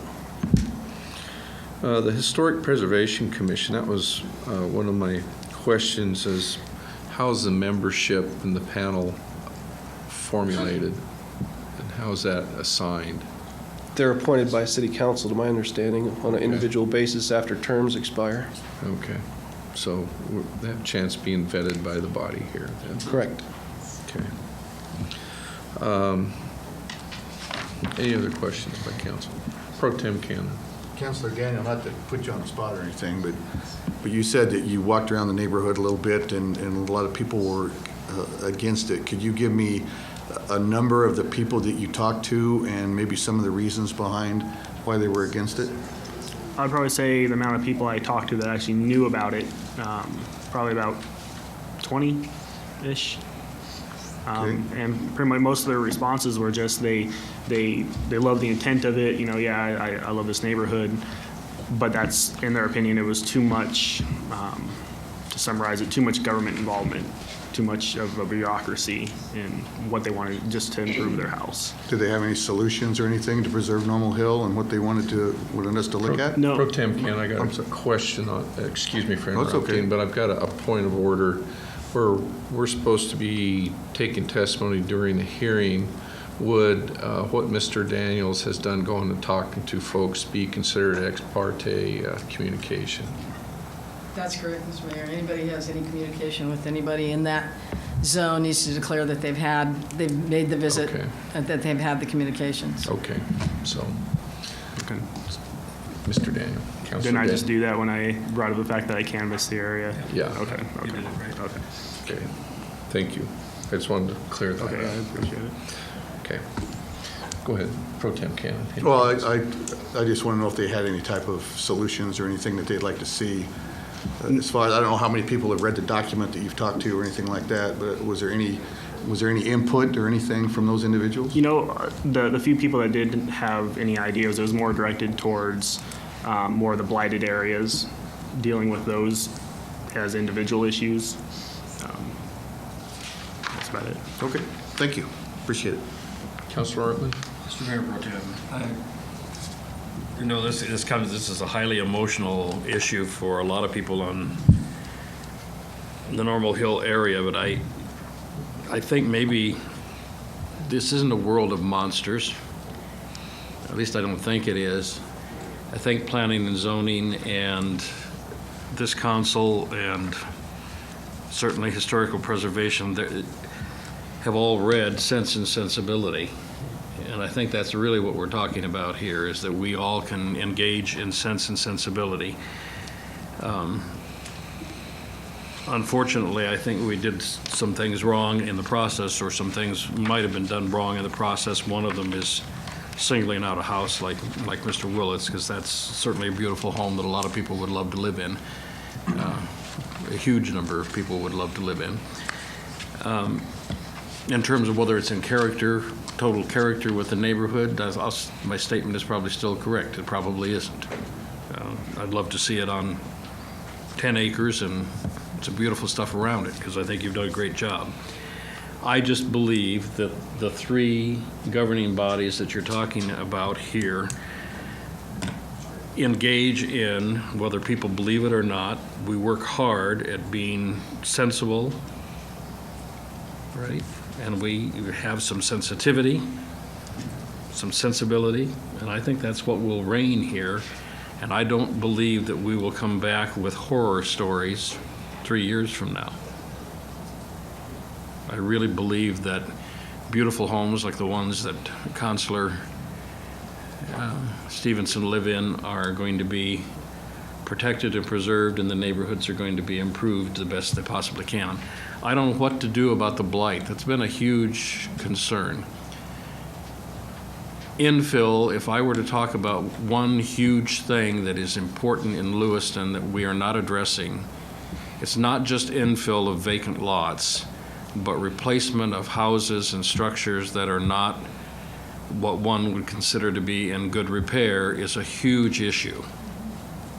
And what happens with those homes down the road is the one we're really going to have to talk about, and there are many of them in this particular overlay area. Those homes are very valuable to the people who live in them, whether they rent them, whether they own them, but as process goes on, they will have to repair them, have to improve them, or they're going to disappear on their own. And I've watched lots of neighborhoods like that. That's not an easy choice. And I've lived in a couple of communities that tried to control everything. We're not trying to tell people they can't do that. I don't think that's the goal here. We're not trying to tell them they can't live in it. We're not trying to tell them that those houses aren't valuable or that they aren't valuable people. Just because they live in a house that's valued $50,000 is one that's valued $500,000. Everybody's home is his or her castle. I agree with Councilor Daniel on that one. But I think we can engage in sense and sensibility when we treat our neighbors. And I have an idea, if there had been good conversations on 3rd Street, that perhaps some of the rough edges wouldn't have been there. They just didn't happen. They didn't happen until, oh, I don't want that, after they saw something happening, instead of talking ahead of time. But I think we're bigger people than we're given credit for. Councilor Kleber? Not sure where to start. Thank you, Mr. Mayor. Dr. Orban, let's face it, your idea of sensible and mine at times have been diametrically opposed. I'm sure they And have. it's the same thing with this commission, the Historic Preservation Commission, same thing with the P&Z and stuff like that. I mean, this is the road, the way I see it, this is the road that's heading down to where we can be able to legislate a new paint job on a house, because that house in that middle of the block, everybody else put money into their house, and now, by God, that one house is dragging down everybody's value, so what are we going to do about it? I can see this one coming a mile away. I'm not sure what happened with Chair Brown on the P&Z, but she was a big proponent of CC&Rs, and having the block of people, if that's what they wanted to do, they could hire an attorney. They could write their own covenants. I mean, she brought this up, this is even after I was on the P&Z and going to these meetings, that they could hire an attorney, draw up their own little CCRs, and if they had buy-in on 51% of the block, then by God, that's the way it was going to be. I mean, it could be done. But taking the city out of the administration of it. And this is a large issue. I mean, let's face it, there are beautiful homes down there. We all agree that there are beautiful homes down there. There's a lot more blighted homes down there. All you have to do is get into the interior. So, anybody that buys a house down there and they spend a lot of money on fixing it up, you're in that neighborhood, my friends the Switzers are in the neighborhood, they've won an Orchid Award on their house. It's a beautiful place. All you have to do is go, it's not even a pitching wedge from their house. And there's a burned out hulk that's wrapped in plywood, okay? So what do you do about that? Somebody wants to, fix it up and make it habitable, or are they gonna have to restore it? Again, that's what I asked Mr. Cuddy. They're probably gonna knock it down to the ground, which is gonna cost an investment of money.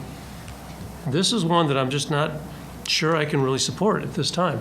We already have 2 ordinances on the table that are dealing with the Normal Hill area, which has already been putting a lot on the people to try and understand. We've had, 2 public hearings on both of those, and now we're adding another one. I kind of agree with the ex-mayor that for us to be putting all this stuff on when we're really should be dealing with the budget tonight, because this is the last night, is beyond me.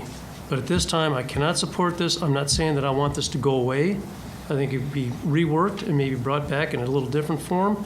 But this here, I'm sorry, it's consideration shall be given, consideration shall be given, consideration shall be given. It is a gray area, and there is nothing definite in it. It's just consideration shall be given. I'm not real nuts about this right at this moment, so. You have some specific suggestions? If we were to have the time that you're talking about, Counselor? Well, I think that it should be more than just consideration shall be given. I mean, you know, they have those big words that they use, must, shall, you know, things like that. Instead of consideration shall be given, you know, have something a little more definitive than consideration shall be given. I mean, it's just, that's an open-ended deal, in my opinion. I think there's a lot of good work and very good points of what they're trying to do here, but I agree. Myself, I'm struggling with approving this on its face right now, and I'm thinking it would be more appropriate to remand this back to planning and zoning, and maybe at our next quarterly meeting also have the Historical Preservation Committee folks there, and that we could sit down and have a discussion of what we're looking at and what our concerns are, then have them bring something back a little later. I think that really we have a good framework to work from here, but myself, I do have some serious concerns about, because of the vagueness of it, that could cause us problems down the road. The other is, I agree, maybe there should be a provision for small projects. One of the things in my last vacation here in July, we were going through Boston, and a lot of the downtown area is all historical district, and you can't do anything to the facade or doors or nothing without approval from the historical committee. Even the fire department has to special order short trucks to get into their fire station there because they can't raise that doorway.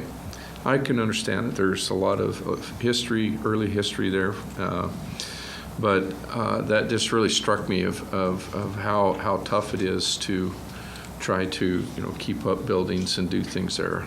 However, there's a lot of beautiful buildings downtown and a lot of high rent property around there, so it appears to work. But I guess I don't really see the sense that as a community are we really that comfortable. I would say out of the 365 homes in this area, there's probably 100 or 125 that I would say would definitely fit what we're trying to do. The others, I agree, they're rentals and ones that really don't probably fit into what you would consider historical character of the city or the neighborhood. So, but anyway, that's a suggestion for council that maybe we could consider as remanding that back for further action. Then you said, Mr. Mayor, at our next quarterly meeting or our next work session? At our next quarterly meeting with P&Z and the Historical Preservation Committee folks. I think that we need to have both of them at the table with us to have that discussion.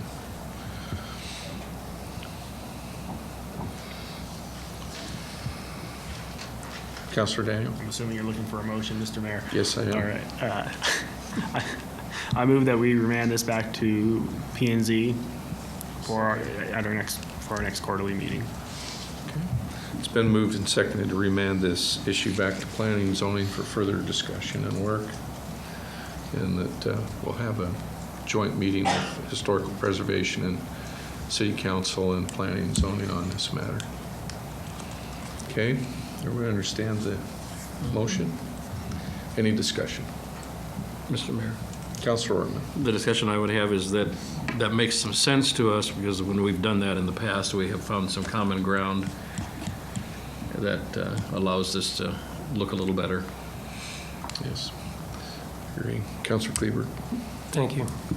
And I really do appreciate all the work that you've done. I've been there, and I know it's not the most thankful job, but we'll try and get some resolution to this. I think it would be wise that we all sit down and meet. Thank you. I think that the council recognizes there is a lot of value and worth in what we're trying to do here, and so that we're willing to put a little more time into it to take care of some of our concerns, or at least some of the ones I have too. So, okay, any further discussion? Hearing none, those in favor say aye. Aye. Aye. Those opposed, same sign. Motion carries 6-0 with Councilor Stevenson abstaining for conflict of interest.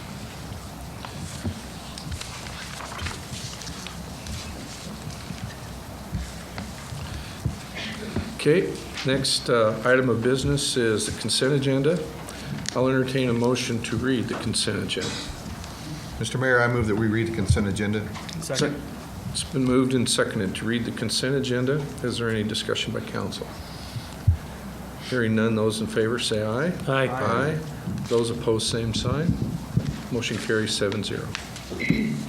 Approving the minutes of the August 13th, 2012 regular meeting. Approving the second reading of ordinance 4579 by title only.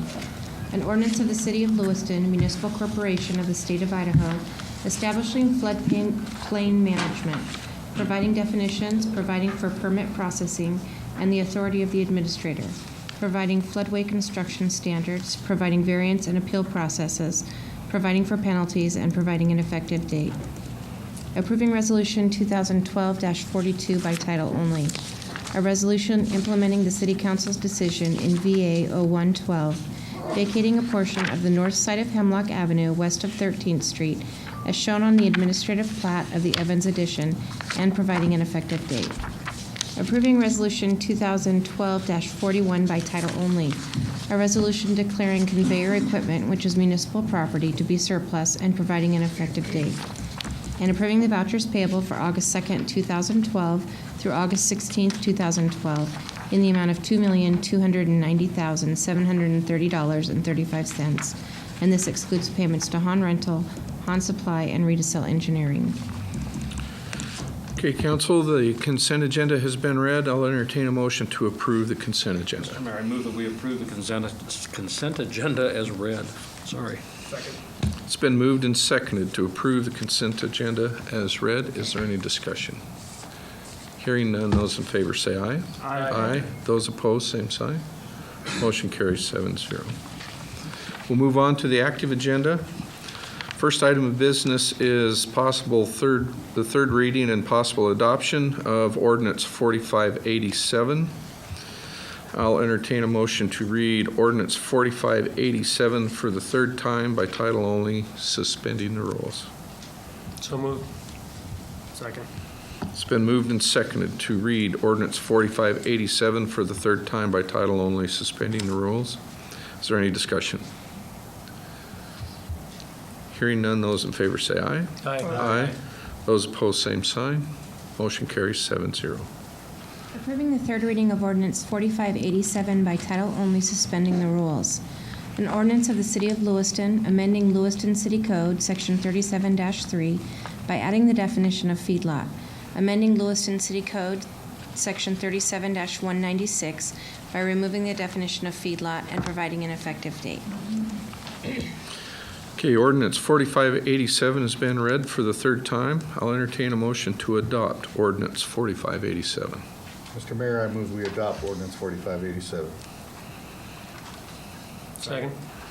It's been moved and seconded to adopt ordinance 4587. Any discussion by council?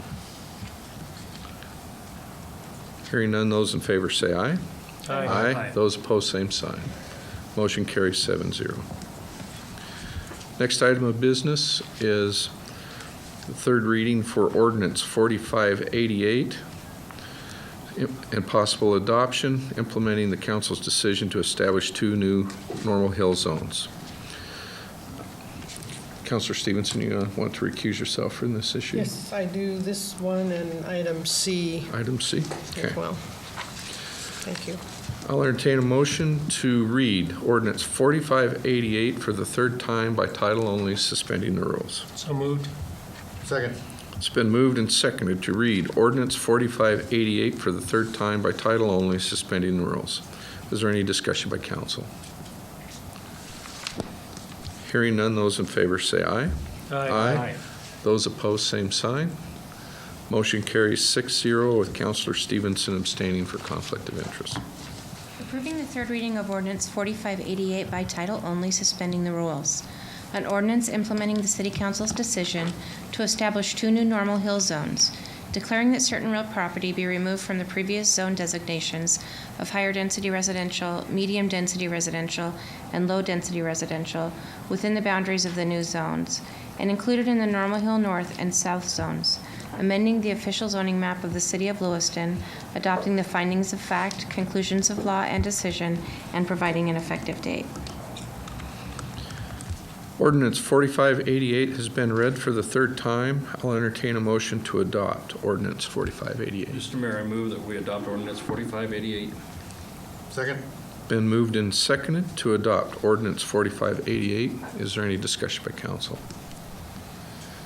Hearing none, those in favor say aye. Aye. Those opposed, same sign. Motion carries 6-0 with Councilor Stevenson abstaining. Next item of business is the third reading and possible adoption of ordinance 4589. I'll entertain a motion to read ordinance 4589 for the third time by title only, suspending the rules. So moved. Second. It's been moved and seconded to read ordinance 4589 for the third time by title only, suspending the rules. Is there any discussion by council? I have one item that I'd like to put forth to the council is a possible amendment to exempt public buildings from these rules and ask that those be formulated under a separate section for public buildings in this zone. Which zone? North or south? Both. Particular reason? What's that? Particular reason? I think that they've done a good job of describing what you can do for your uses and that for your commercial and your residential.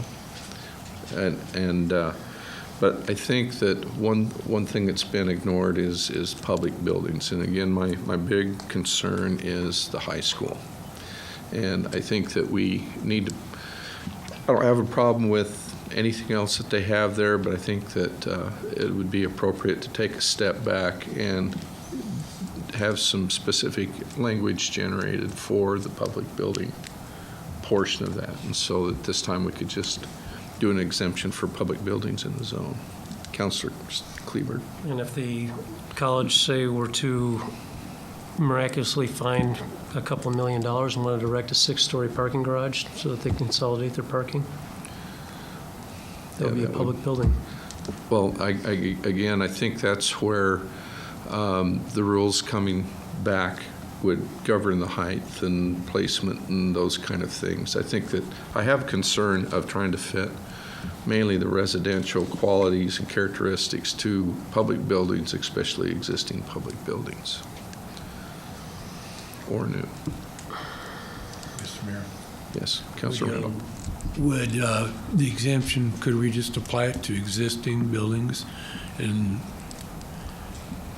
leave out any additional new buildings? That could be. I'm putting it out, and I'm open for an amendment if you feel so inclined.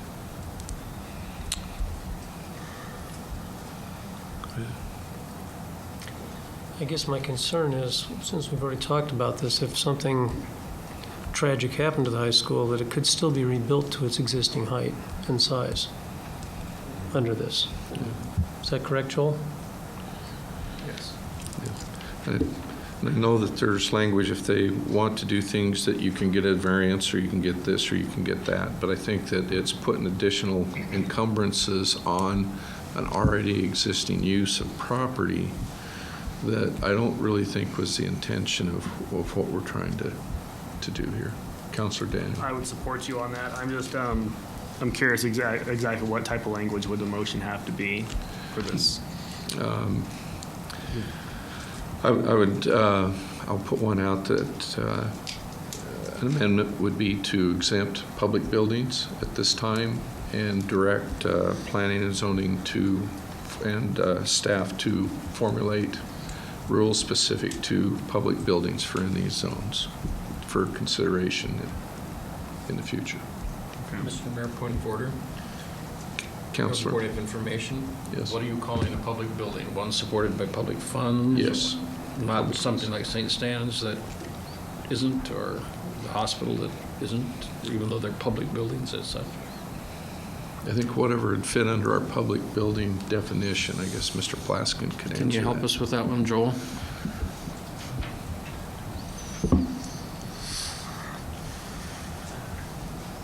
I'm glad you asked because I was going to ask the same question.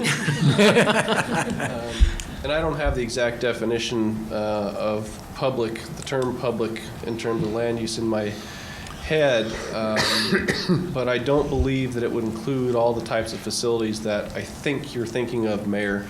You mentioned a concern about public buildings being able to fit within residential standards. Most public facilities and institutional type facilities, or a lot of them anyway, not only in Lewiston but in other cities, exist in residential zones. And a lot of places, jurisdictions deal with that issue that I think you're concerned about through the conditional use permit process and requiring conditional use permits for those buildings. We don't do that here for schools or for churches, but churches are another example of what might not fit within the residential characteristics or development standards that you're thinking of. But I don't believe that churches or schools necessarily fall in our exact definition of public in the zoning code. I wish I had it with me, but I don't. So it might make sense then, if you're thinking of other things besides just the school, to broaden your category or inclusion to include other types of facilities that might fit within the category you're thinking of besides who owns them or operates them.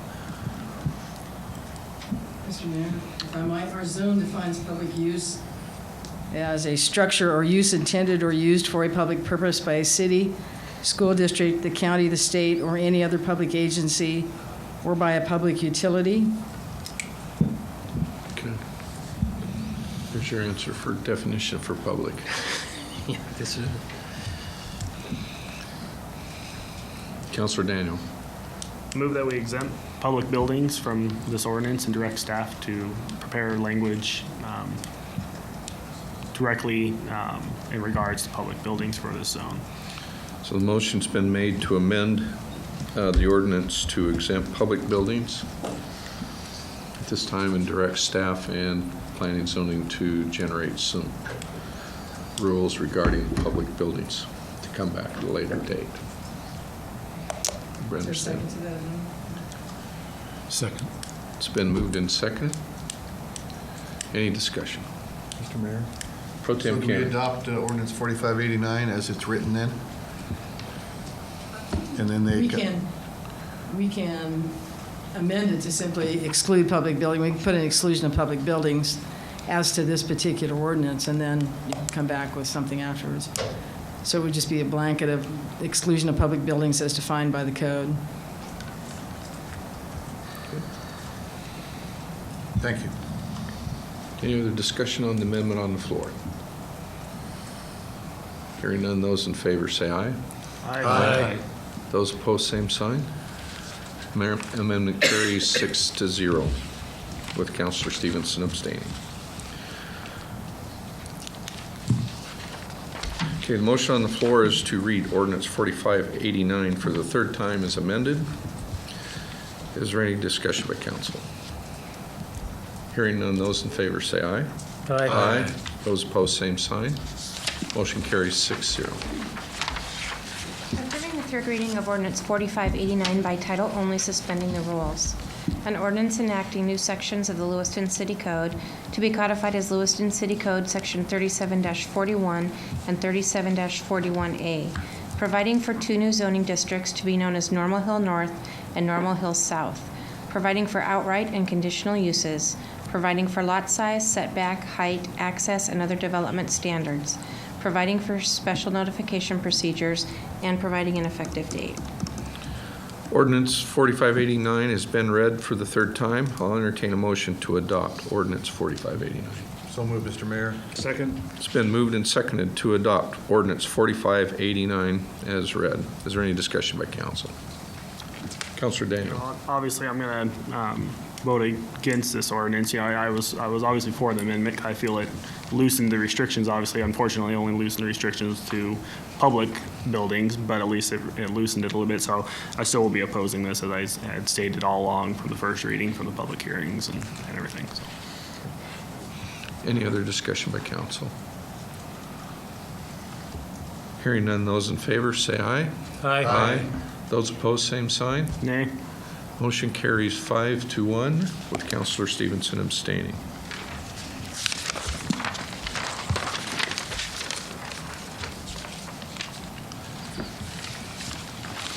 Next item of business is 3rd reading and possible adoption of ordinance 4582. I'll entertain a motion to read ordinance 4582 for the 3rd time by title only, suspending the rules. So moved. Second. It's been moved and seconded to read ordinance 4582 for the 3rd time by title only, suspending the rules. Is there any discussion by council? Hearing none, those in favor say aye. Aye. Aye. Those opposed, same sign. Motion carries 7-0. Approving the 3rd reading of ordinance 4582 by title only, suspending the rules. An ordinance enacting a new article and sections to be codified as Lewiston City Code, Sections 29-25 and 29-26, and Article 3 of Chapter 29 entitled Fees, establishing a fee for taking and providing fingerprints by the Lewiston Police Department, providing that all future fingerprinting fees will be established by resolution of the City Council, and providing an effective date. Ordinance 4582 has been read for the 3rd time. I'll entertain a motion to adopt ordinance 4582. So moved, Mr. Mayor. Second. It's been moved and seconded to adopt ordinance 4582. Is there any discussion by council? Hearing none, those in favor say aye. Aye. Those opposed, same sign. Motion carries 7-0. Next item of business is ordinance 4583, a possible 3rd reading and adoption of repealing City Code Section 7-1 and enacting a new city code to set ambulance service fees. I'll entertain a motion to read ordinance 4583 for the 3rd time by title only, suspending the rules. Mr. Mayor, I move that we read ordinance 4583 for the 3rd time by title only, suspending the rules. Second. It's been moved and seconded to read ordinance 4583 for the 3rd time by title only, suspending the rules. Is there any discussion by council?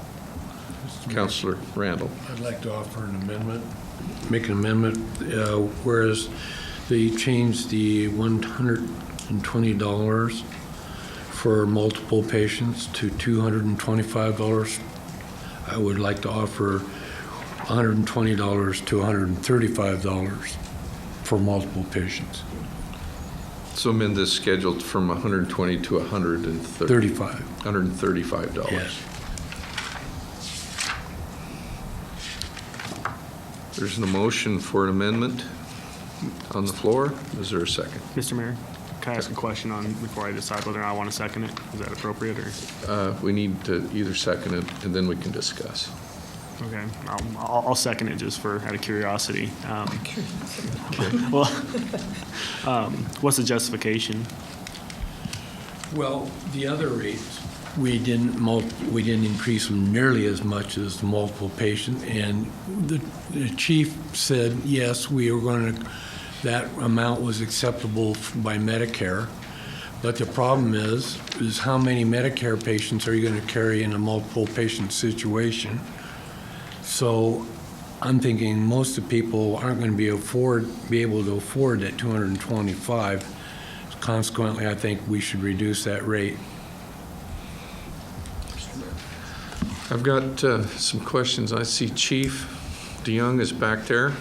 Just so I can put you on the spot, Chief, you mind coming up?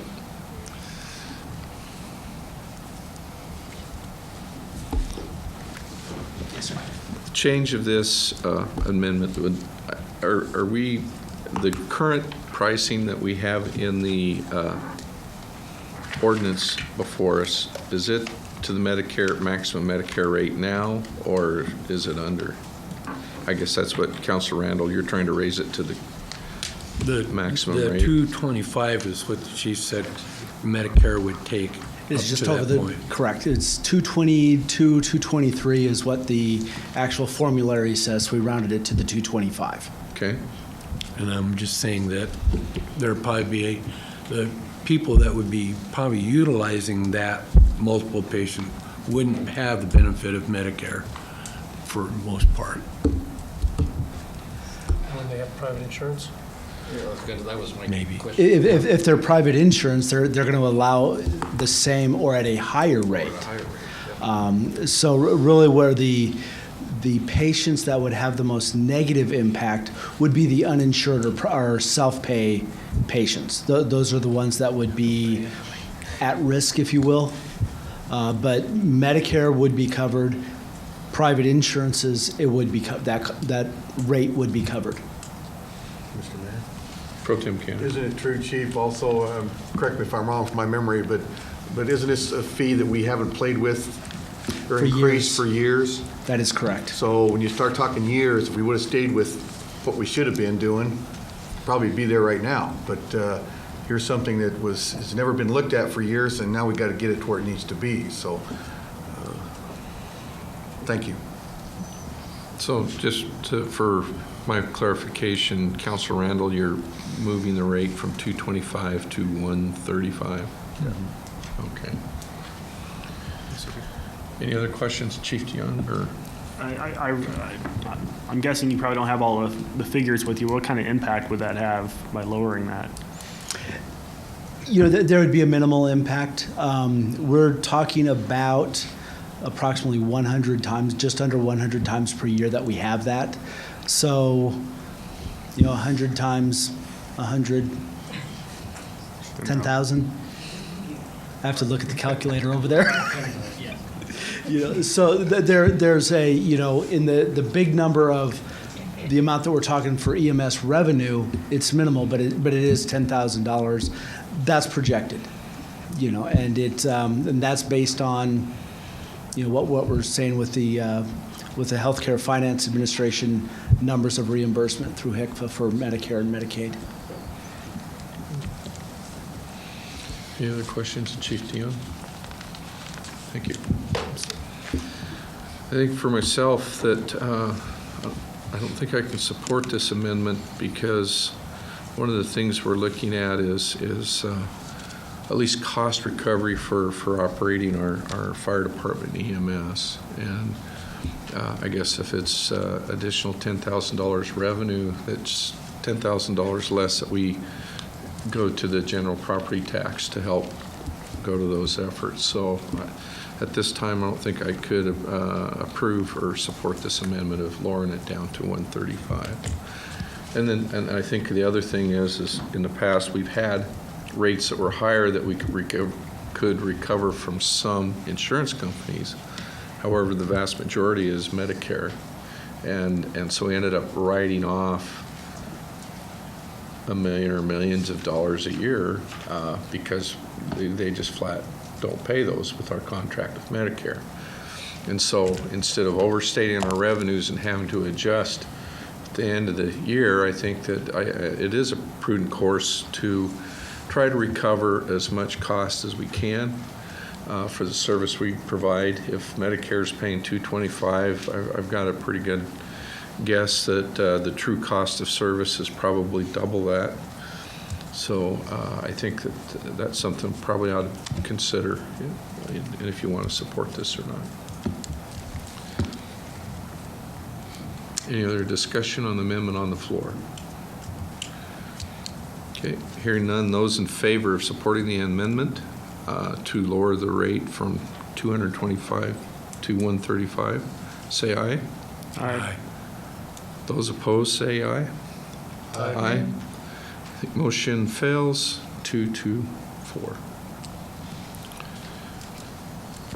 We still have the motion on the floor to read ordinance 4583 for the third time by title only, suspending the rules. Is there any further discussion by council? Hearing none, those in favor say aye. Aye. Aye. Those opposed, same sign. Motion carries 7-0. Approving the third reading of ordinance 4583 by title only, suspending the rules. An ordinance repealing Lewiston City Code Section 7-1, enacting a new Lewiston City Code Section 7-1, setting ambulance service fees and providing an effective date.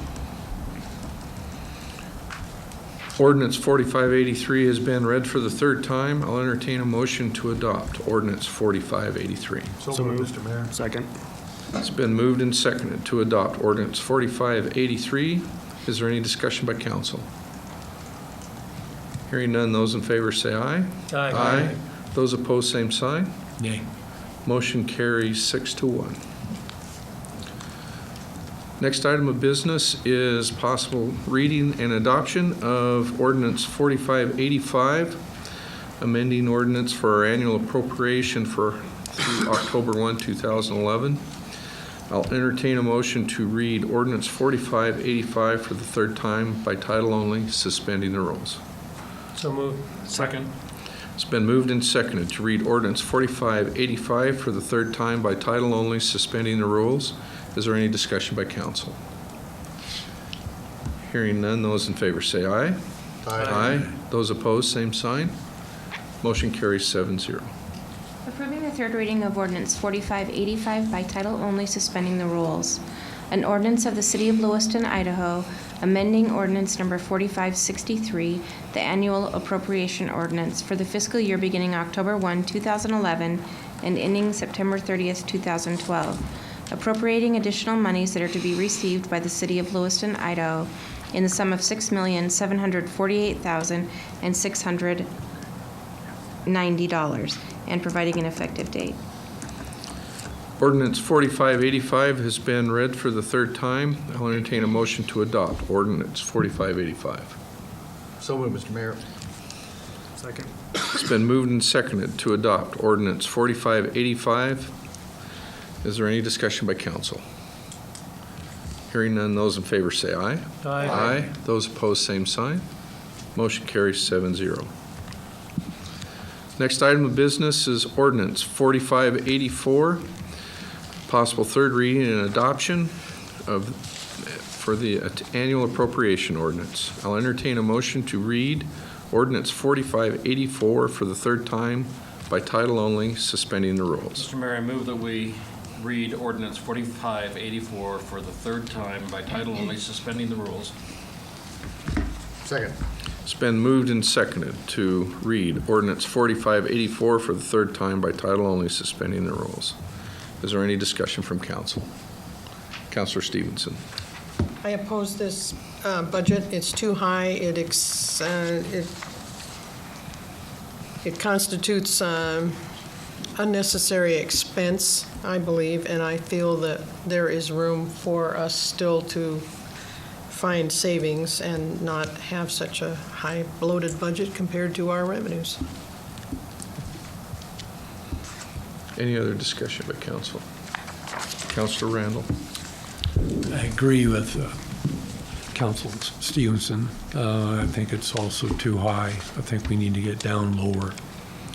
I don't think we need to be spending that much money. Thank you.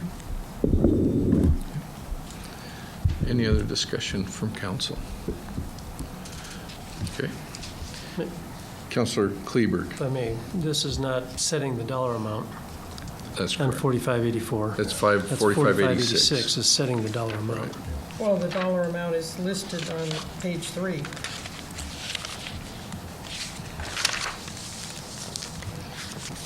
Right? Correct. Of this ordinance, I think right there. for a point of clarification, what we, if I guess right, is that whatever is done in the ordinance 4586 that 4584 would just be to that dollar amount. Is that correct? Correct. But the way it's set up in the agenda right now, you're actually voting on the appropriations first and the tax rate second. Probably should be reversed. Okay.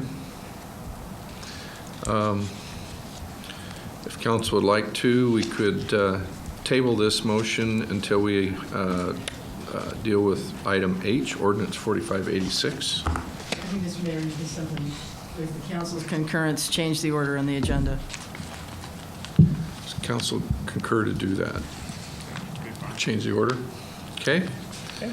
We'll move on to item H first then.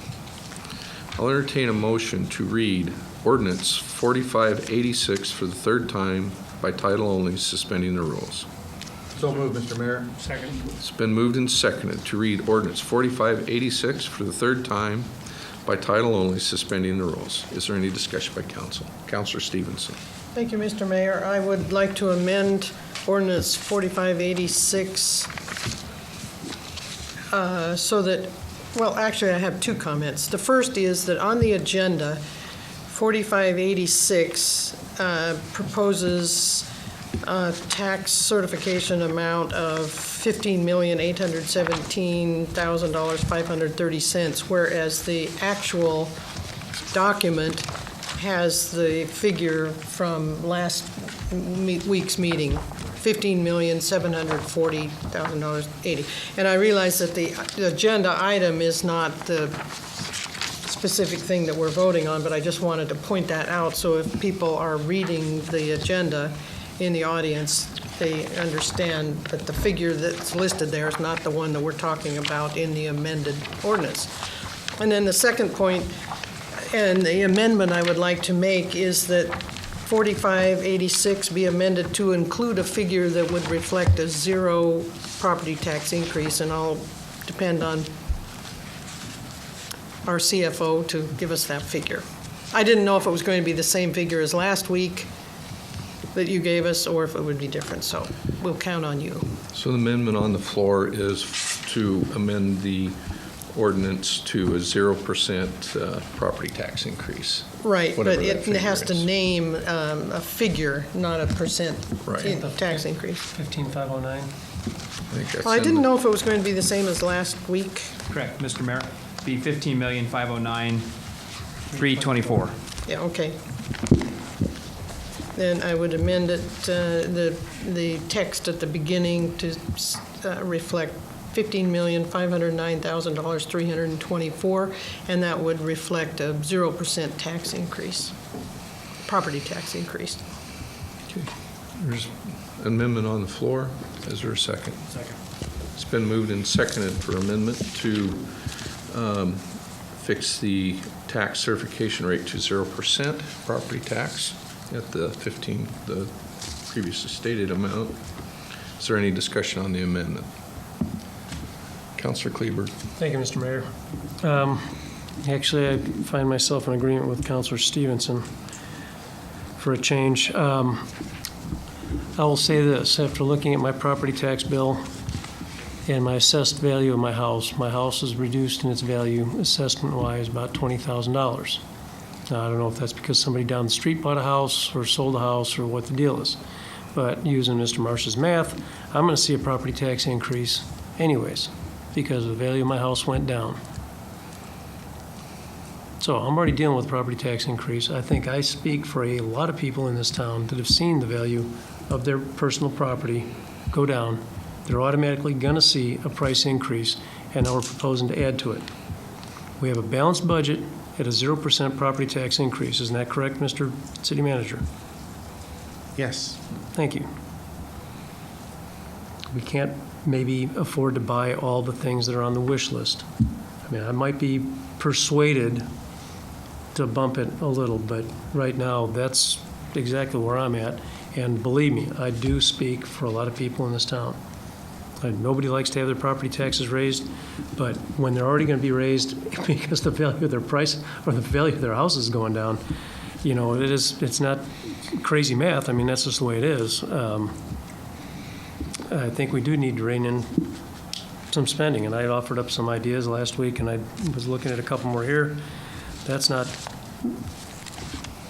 my part of the discussion right now. I guess what I'm really wanting to know is where everybody stands on the property tax increase. Could I ask a procedural question? Yes, Councilor Urban. So at this point, if we were to go with this amendment to reflect this figure, that essentially closes the discussion and nothing happens from here other than 4 people say they agree and 3 say they don't. That's correct. And so there's no chance to do any massaging of anything that's inside the budget at that point, or to bump this up as Councilor Kleberg suggested. Well, we can have a discussion about that at this time. Okay, about that's what I'm asking. Things that we could do to reduce the impact of any property tax increase, and to see if there's some level that might be agreeable to the council. We could certainly do that much. I think that with a lot of the items we have in the budget at a 1.5% or even 1%, I think those are justified. As far as a lot of them are mobile data terminals for the police and fire and those kind of things, which besides helping their operation, providing better service, it puts less time and demand on dispatch services. So I think there's things in our budget now that at a 0% we're probably going to lose.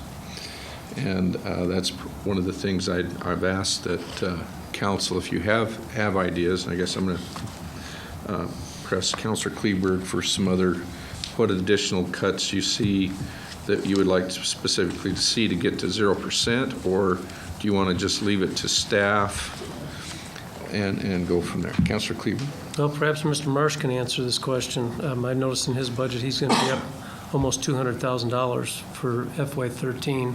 I'm just curious as to where that's coming from. Mr. Mayor, be happy to answer any specifics. Our budget is virtually the same, with the couple centralized expenses each year, such as the fiscal year and audit. We did one other reallocation of a staff person. We jointly use an existing staff person, no additional. In fact, we've reduced the cost in our human resources budget and just simply allocated half of her wage to human resources and half to administrative services.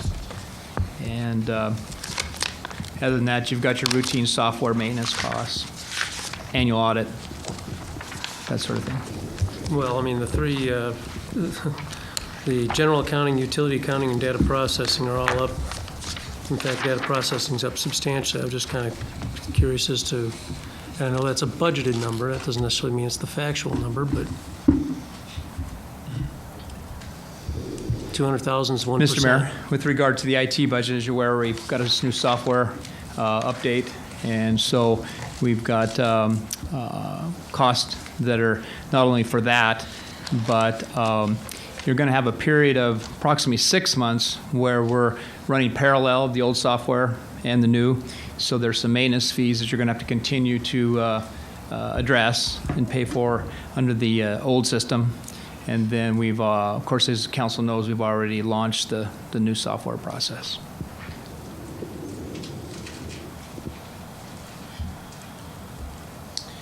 Mr. Mayor. Councilor Ortman. I would like the council to consider several things. One possibility would be delaying the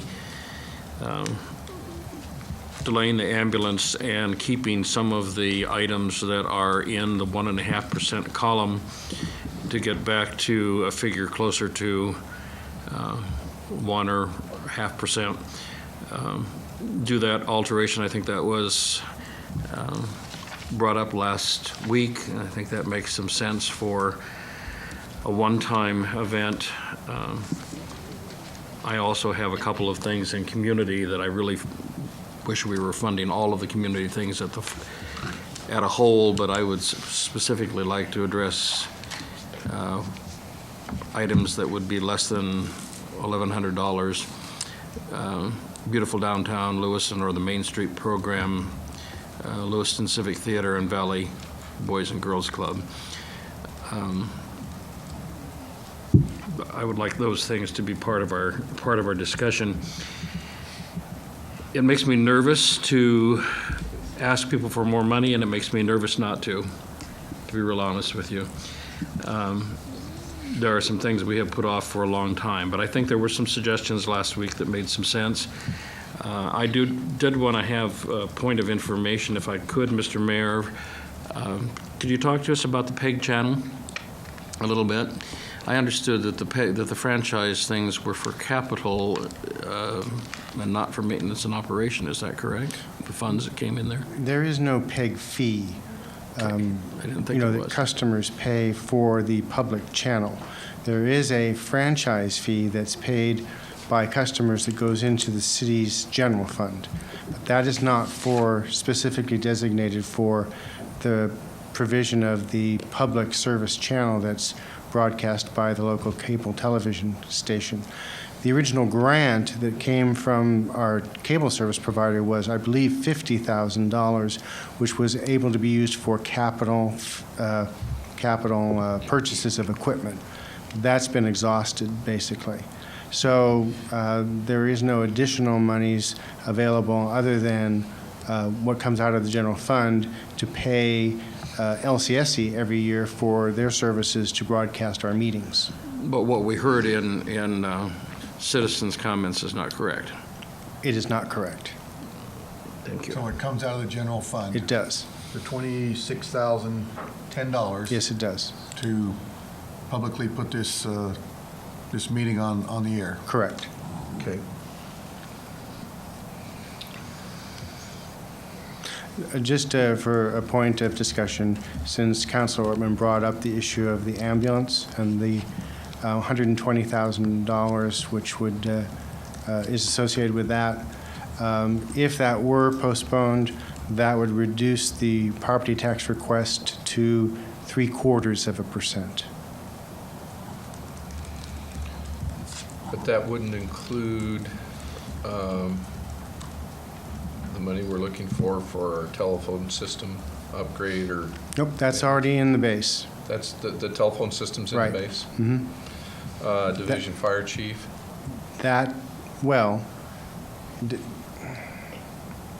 If we had the additional property tax of 0.75%, and we reduced and we substituted basically the ambulance for the division chief position and or the in-car video, we would be able to pay for all of those things that are in the current property tax proposal. It's a trade-off. Which also includes the $70,000 for the in-car video. Correct, and it also includes the airport projects. Okay. It's basically a trade-off. So for 0.75% property tax and pulling the ambulance, we could fund these. You could fund those 3 projects that are in the current proposal, yes. Okay. I think with that said, I personally couldn't support the amendment on the floor at this time because I think there are some other services and things that we need to do. That 0.75%, I think we're being very prudent and very good stewards of our money and looking out for our citizens. Councilor Daniel? Jim, with the COLAs at 1.6%, I know I asked this question, I think a couple meetings ago. Could you explain to like how many dollars are in the COLAs?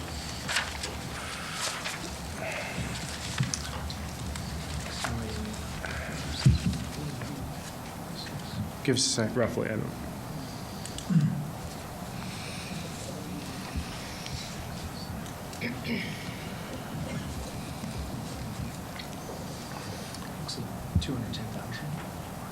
Just for general fund? No, the full 1.6 across the entire city. Right, okay. But just general fund? Yeah. That's really what we're talking about. $100 let's say $100,000. Okay. Now, let me clarify that. 1.6% is for all city employees, including those with union contracts. Those are guaranteed. So that means if you want to adjust that, that means that the non-represented employees are the ones that take the brunt of everything. Mr. Mayor. Councilor Daniel, if you had one more question. Sorry. I'm sorry. I guess my question is how do we decide on the 1.6? I mean, excluding the union contracts, how is it decided? It's to the be 1.6 May versus to May CPI for all West Coast urban wage earners. Okay. And that's what's called out in both of the current, well, the two current contracts and also in the contract that we are negotiating now with the fire union. You know, there was a practice many years ago, not many years ago, but for a number of years, of trying to keep those levels the same for all of the employees. We haven't been able to do that over the last few years. And this year was the first time in a number of years, I believe, that we were able to find a level, a modest level, that would be across the board for all city employees. Okay, thank you. Councilor Ortman. Yes, Mr. Mayor, if I may ask one further question of clarification. If we were to do something like postponing the ambulance and still coming up with the 0.75%, we would be able to achieve the original objective of putting money back into the reserves. Yes, everything would go back in. Right, everything would balance. And my $1,100 or whatever we could take out of that net of 19.5 at the bottom of that list. It says that we're going to have 19.5. In other words, could you find $1,100 without it being an issue? Oh, yes. I wish we could find it for almost all of the things that are there, but.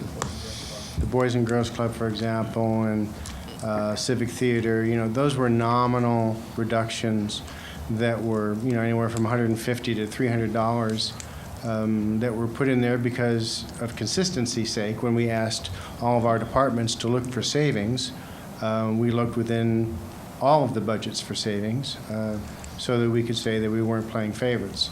But obviously, for the council, you can make that kind of determination that, you know, a particular public purpose or use is appropriate. And we certainly have that amount of discretion to deal with those issues. Pro Tem Cannon. So we would see that those entities, Valley Vision and Boys and Girls Club, stay the same as they were last year then? We could certainly do that. We're talking about a very, very, very small amount. Very small amount of money? Right. Thank you. Mr. Mayor, you got 2 Councilor minutes. Kleberg. Thank you, Mr. Mayor. Well, since I put the Chief DeYoung on the spot, I'm going to put Tim on the spot real quick. I know you have the big mower is up for replacement. Can we buy another year with the one we have, or is it? Probably good. Okay, The kind of the maintenance issue. I understand. Councilor Stevenson. Well, I have 2 questions. First, what would be the amount of money that would provide? I saw you whispering it just as I was ready to ask the same question. That's the first one. That would be $90,000. Okay. And the second question is then, what is the amount that 3% of a property tax increase represents? In other words, what's the amount we're closing in on? If we were to say 0, between 0 and 0.75%, what's that amount of money? We need Our CFO could maybe ballpark us. 200 I see his pencil whirring. 15. this should get us somewhere in the range of 0.5%. So The ambulance and the mower. The ambulance and the mower, and it's hard for me to believe that we can't find similar other kinds of things to get us down to the. Right. And given the fact that, as Mr. Kleberg received the answer, that it's a balanced budget with a 0% property Correct, in it is. in tax increase. It's about 2.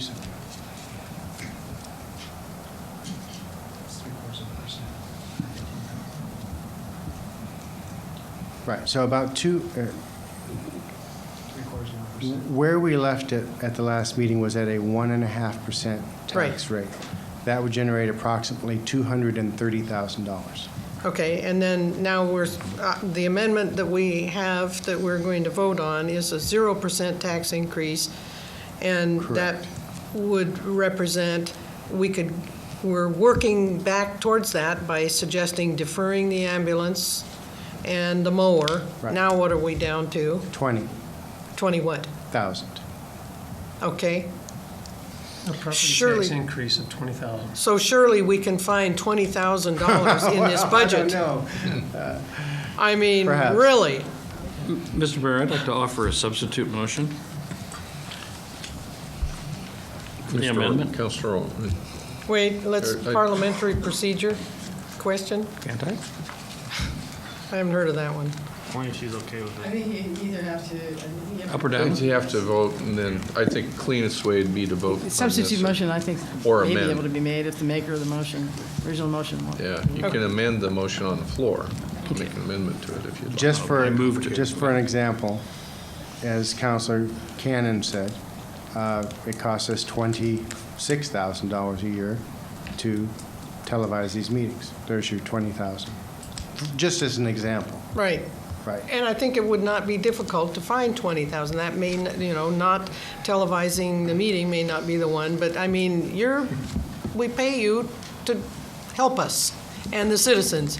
And the predominant percent of citizenry in our survey said they did not want to see property tax increases or fee increases. People are really struggling, and I think what we've talked about have been things that are doable.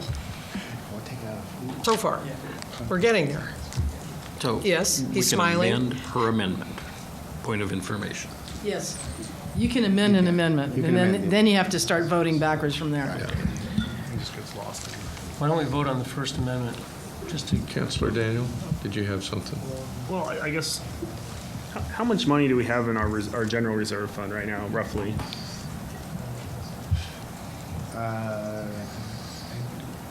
Mr. Mayor, I can give you the exact number. It's about 3.6 million, or 17.5% of 1 year's operations. The best practices and the auditors have told us that 25% is the ideal, because that represents 25% of a year, or 3 months. 3 months of operations. Councilor Daniel?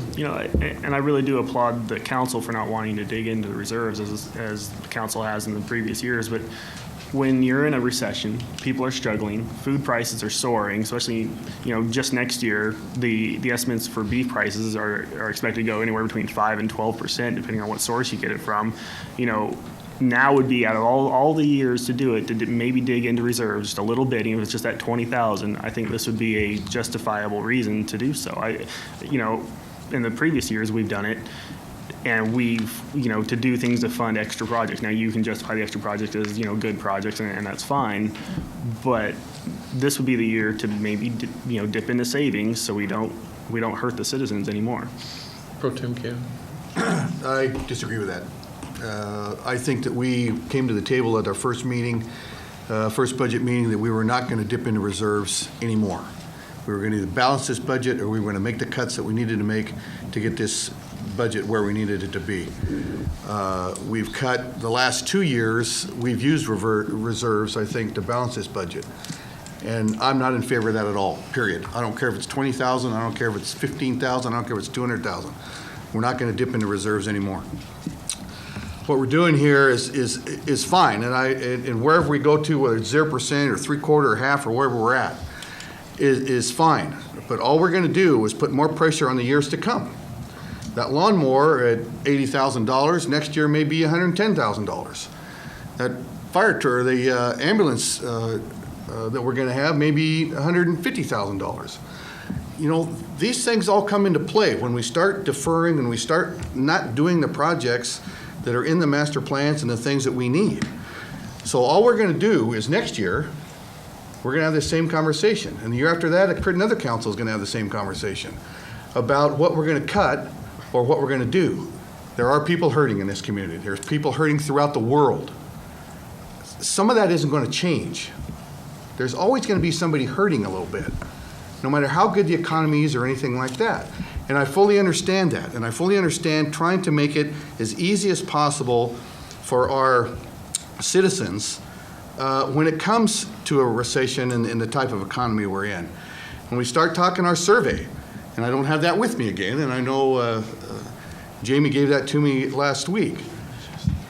The majority of the people in that survey said that they do not want services cut, that they would pay a higher tax fee, correct? I think it was 48 or 49%. 46%. Okay, said that, and that, so 46 or 48% said that they would pay higher taxes and not have their services cut. So let's keep that in mind also when we start talking about that. But however we go, and we're all going to support this budget however we end up, but let's understand that next year is going to be harder, and the year after that is going to be harder. And we better be planning for that, because we start cutting services and we start cutting the things that these people depend on, then we're in serious trouble. Councilor Kleberg? I'll come back to it. Councilor Stevenson?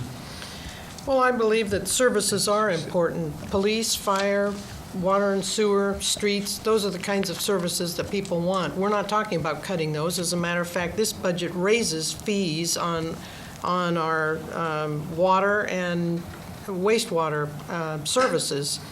And so they're already getting, now you don't pay those, I pay that fee, but the rest of you, let's see, maybe perhaps the mayor, but the rest of you do not. And a lot of other people, the people living in the orchards are not going to be paying that. That burden is heavy on the portion of Lewiston residents. We're not talking about cutting fees, we're talking about deferring some, and cutting services, we're talking about deferring some things that in times when they're rough, you need to make a decision, and it's always a leap of faith. It's the same thing as when you have a car and you need to say, well, I can probably get another year out of the car I have, and then at some point, you've got to just bite the bullet. But we're not there. We have options. Mr. Mayor. Oh, Councilor Ortman? Go ahead. Or Councilor Kleberg. Thank you, Mr. Mayor. You know, I think Brad Cannon's water bill and sewer bill at Cannon's Building Materials is probably substantially higher than yours, so I'll just throw that one out. Just in your defense, Brad. Thank you, Councilor Kleberg. Councilor Ortman. That was an aside. I'm on a roll now. So. You're on a roll, all right. No, just the two vehicles. I mean, let's face it, what we were talking about before, 1.5%, my math put it at about 230,000. Yep. Okay, well, there you have it. 120 plus 90 is 210,000. I could live with a 0.5% property tax increase. But we would postpone those two items. And I agree with Councilor Stevenson. You know, when times are flush, and then you go ahead and do it. There are a lot of communities that can't afford even, well, okay, so we're going to use Clarkston as an example. They went and bought a used ambulance. That's great. Okay, I guess we could go out and buy a used one. But to what utility? Okay? I mean, maybe it's going to come to be a time where maybe we're going to have to buy a used ambulance, or we're going to buy a used mower. You know, we're going to sell our mower to the airport so they have a mower, and then we're going to buy a used mower. But, you know, we can't always have the Cadillac appetite when we're living on a Vegas station wagon budget. Sorry. That's okay. Pinwheel, your Ford guy. Councilor Ortman. Mr. Mayor, Patient. I would like to amend the amendment that's on the floor. Go with the suggestions of Councilor Kleberg for the two postponements, neither of which are making me very happy, but they're a political reality. I can count to 4. And also in that amendment to reinstate the community programs with the exception of emergency management program, which we cut $5,000. I agree with that cut. The others are all minimal, and I'd like to see us stay where we are. Point of order, how does if he's saying the amendment, do I need to agree to have my amendment? No, I just have another motion on the floor. It does require a second.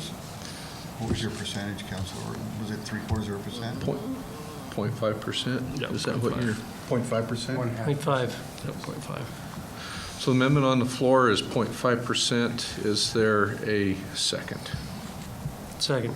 It's been moved and seconded to amend the amendment from 0% to 0.5% and whatever dollar figure that calculates out to be. Is there any discussion from council? Pro Tem Cannon. You know, I'm probably going to support that, just so we can get a few things out of the way. But you know, when you hear a lot from, not a lot from the community, for some individuals who come here and say toe the line and, you know, cut and cut.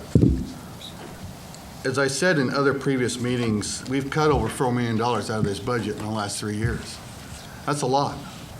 So we take this very seriously, and we don't just spend your money to spend it. We try to spend it as wisely that our department managers and our city manager have come with the plan, but we try to spend that money as wisely as possible to keep our city moving forward and to have the things that we need. We are behind a little bit. There's no doubt about it in my mind that we're behind in some of our services and some of the things that we offer in this city. But we have cut. I want everybody to remember that. We have cut over $4 million out of this budget in the last 3 years. Dan, 2 years? 3 years. So that's 8-9%. That's pretty good. That, in my eye, is pretty good. To spend the money wastefully, I need somebody to prove to me that we've spent this money wastefully. I don't know if that's, I don't know if anybody can do that, to tell me that we spend it wastefully. We've spent it for the betterment of this community and for its citizens. And I think everybody on this council would agree with that. That's what we have done. But it's kind of short-lived in some people's minds about how we do things. In my eye, a city councilor sets policy and spends your money. We do. We set the budget for the department managers to go spend that money. That's our job. That's what we do. And we take it very seriously. And I certainly do appreciate the discussion tonight. We know things are still tight, but understand, things are going to get even worse down the road when we start keeping things postponed. Mr. Mayor, Councilor Daniel is next. You defer. Councilor Ortman. I certainly concur with that, and I didn't make the motion easily. Once again, City Manager, could we ask for what that in effect would do? I believe I have an understanding, but Mr. Bennett, let's just review. If that were the motion. Yes. To amend the amendment that's on the floor currently were to take place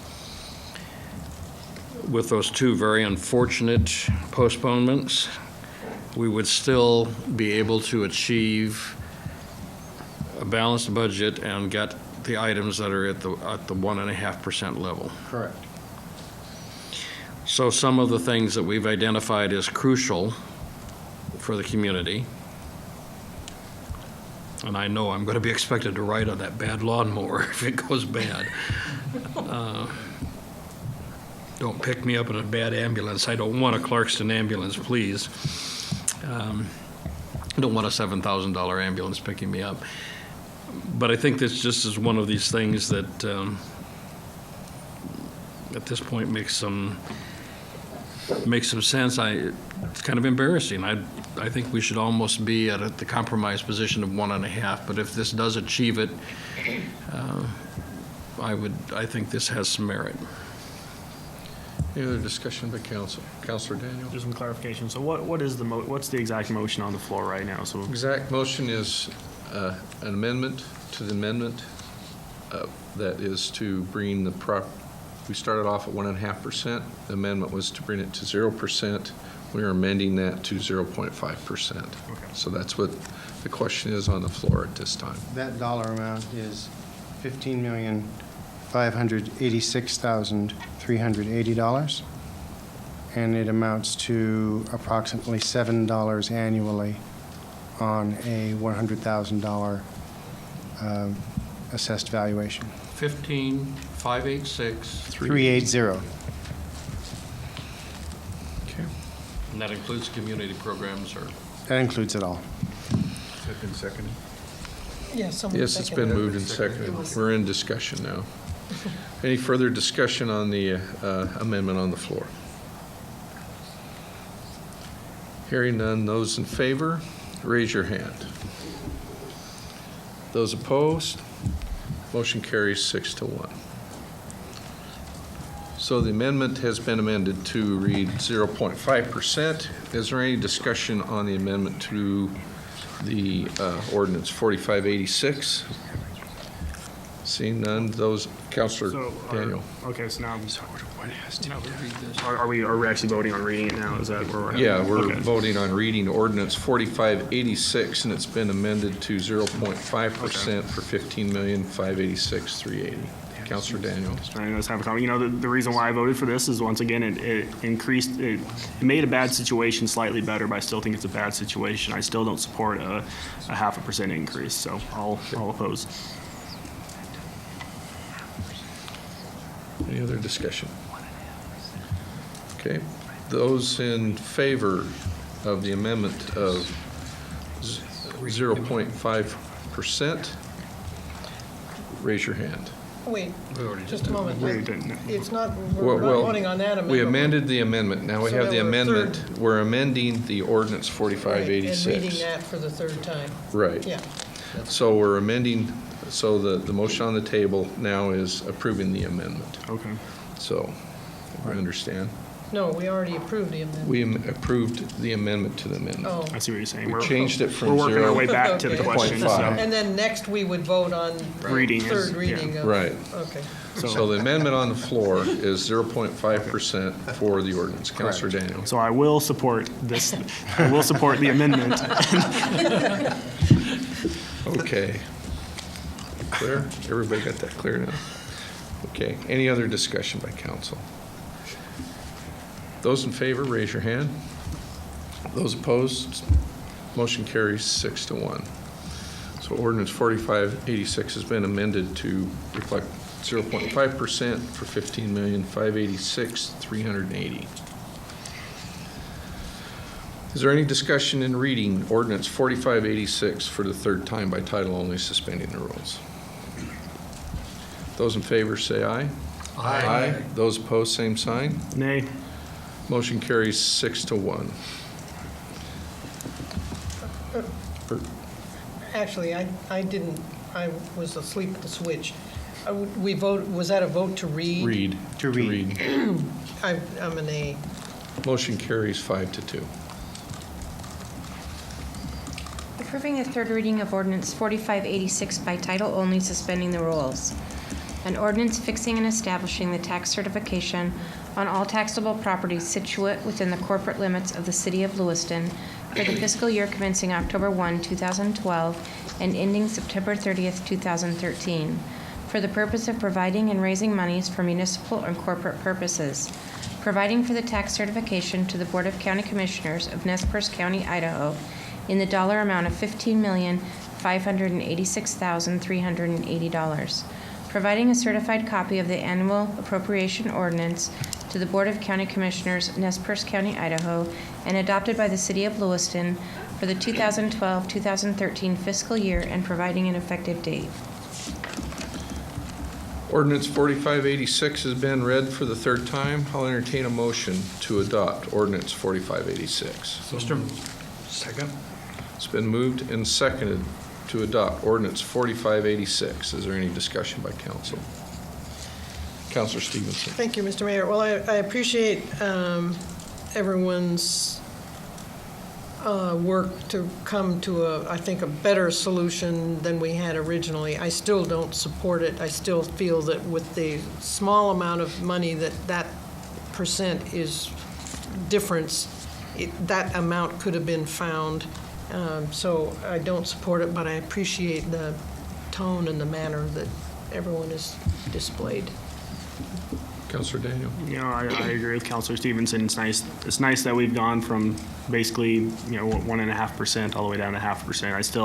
I still think that's too much, and I think we could get by at 0% this year. Any other discussion by council? Hearing none, those in favor, raise your hand. Those opposed, motion carries 5-2. Next item of business is Resolution 2012-38, approving. Then we got to go back Oh, to. excuse me. 4584. Reading ordinance 4584 for the third time by title only, suspending the rules. Thank you. I'll entertain a motion to read ordinance 4584 for the third time by title only, suspending the rules. So moved. Second. It's been moved and seconded to read ordinance 4584 for the third time by title only, suspending the rules. Is there any discussion by council? Councilor Stevenson. Yes, so what is the figure that would be represented in this?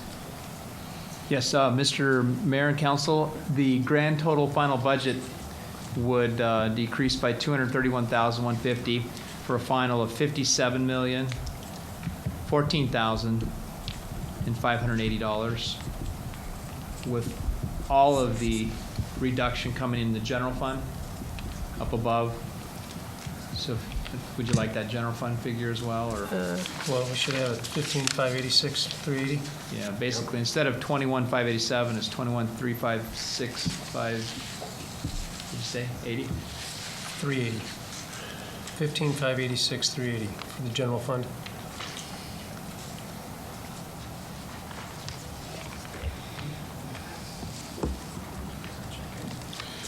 Double check. Any other discussion or clarification? Wait, was that the figure? He's still calculating there, isn't he? My bladder's only this big. 15,586,520. $21,356,520. That's the general fund portion. Okay. Repeat it again. The general fund would be reduced to $21,356,000 and $520. 21,356,520. Okay. Okay.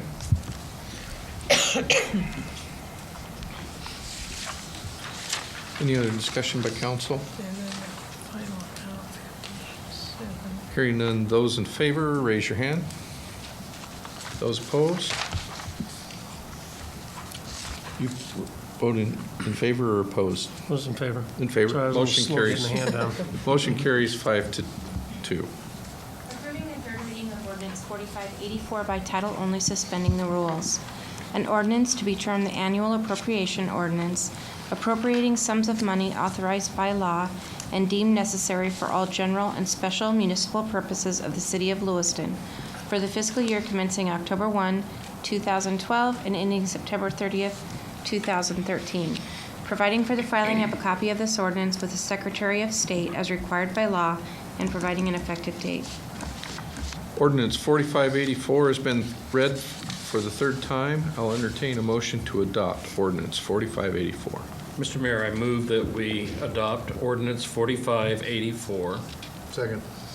It's been moved and seconded to adopt ordinance 4584. Is there any discussion by council? Councilor I just Daniel. have a curiosity question. What would happen if this failed anyway? Since we voted on the other one, I'm just curious. I know what the outcome's going to be. I'm just curious. That is an interesting question. If this ordinance failed, where we passed the previous ordinance on setting the tax certification. We don't get our money. You still don't have a budget. You don't have a budget. Yeah. You have to approve the appropriations by Okay. state law. Yeah, okay. Give a spending authority. Okay. I was just curious. Okay. I think, Mr. Mayor, just to clarify, it should be 4584 as amended by The half Previous, percent. Right. Okay? Everybody understand it? Yeah, Ordinance but do we need to 4584 is amended. Do we need to restate that in the, or is it fine? I think where we've had the We'll make amendment. sure it's reflected in the minutes Okay. correctly, because it is as amended. That's correct. Any other discussion in adopting ordinance 4584 as amended? Counselor Stevenson. Oh, sorry, no, I just had my Okay. pencil up. It's long. Don't want to leave you It's out. getting punchy. All right. Those in favor, say aye. Aye. Those opposed, same sign. Nay. Motion carries 5-2. Now, we'll move on to resolution. Mr. Mayor, could we take a 3-minute break? Yes, we can. Take a 5-minute recess. Thank you.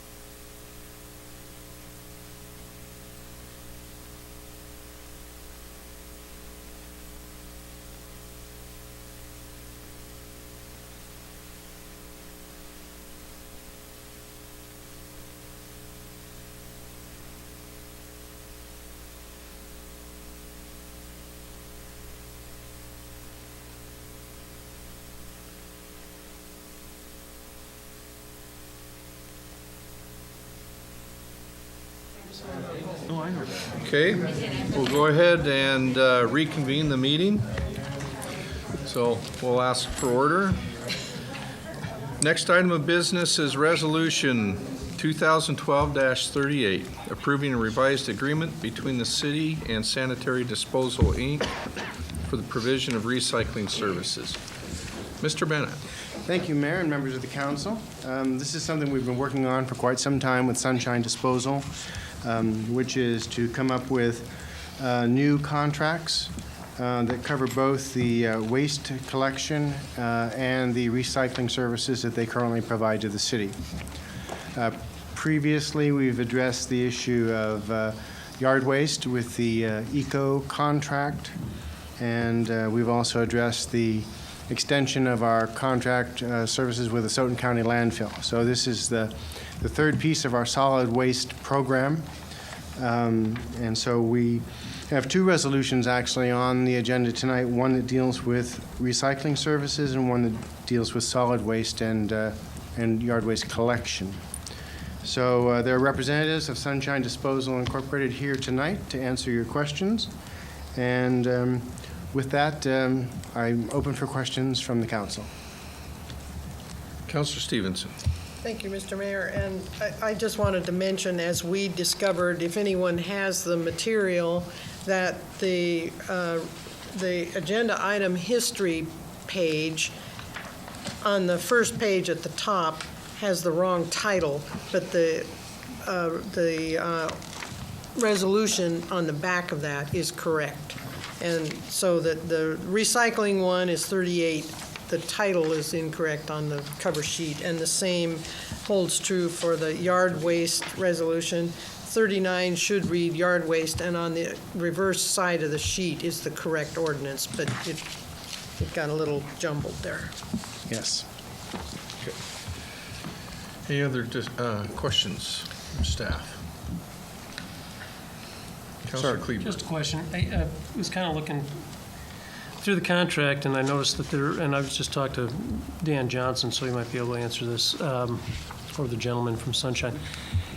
Since this is a new adventure we're embarking on with the single stream, if there's any sort of an opener into the contract, say at a fixed time after 3 years, we take a look and see if it's actually working for us, or if it's not working, or are we in for the 9 years?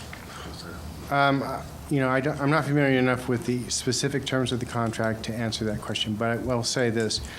What we have done is build in certain performance standards into the contract, which SDI has agreed to as far as meeting certain levels of collection and certain standards of collection, and that affects the rate and the that they get paid for recycling services. You know, everybody wants this venture to succeed. I think we've clearly demonstrated that single stream recycling is a great benefit to the community, and the pilot program that we earlier did in the Elks Edition area was very successful and had very positive feedback. So we've tried to develop a contract that reflects that, and also the concerns that were raised earlier about making sure that we have as clean a waste stream as we can in recycling, and that we have the ability to clearly demonstrate that we're recovering more recyclables as a result of this program. I invite, however, Dan Johnson, if you have any comments to make about that, or maybe one of the representatives of SDI.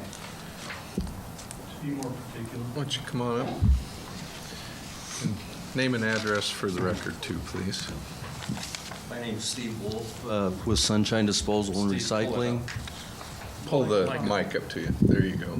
People have been complaining they can't hear everybody on TV. Well, just Steve Wolf with Sunshine Disposal and Recycling. I'm a resident of the Spokane Valley, East 14210 22nd Court.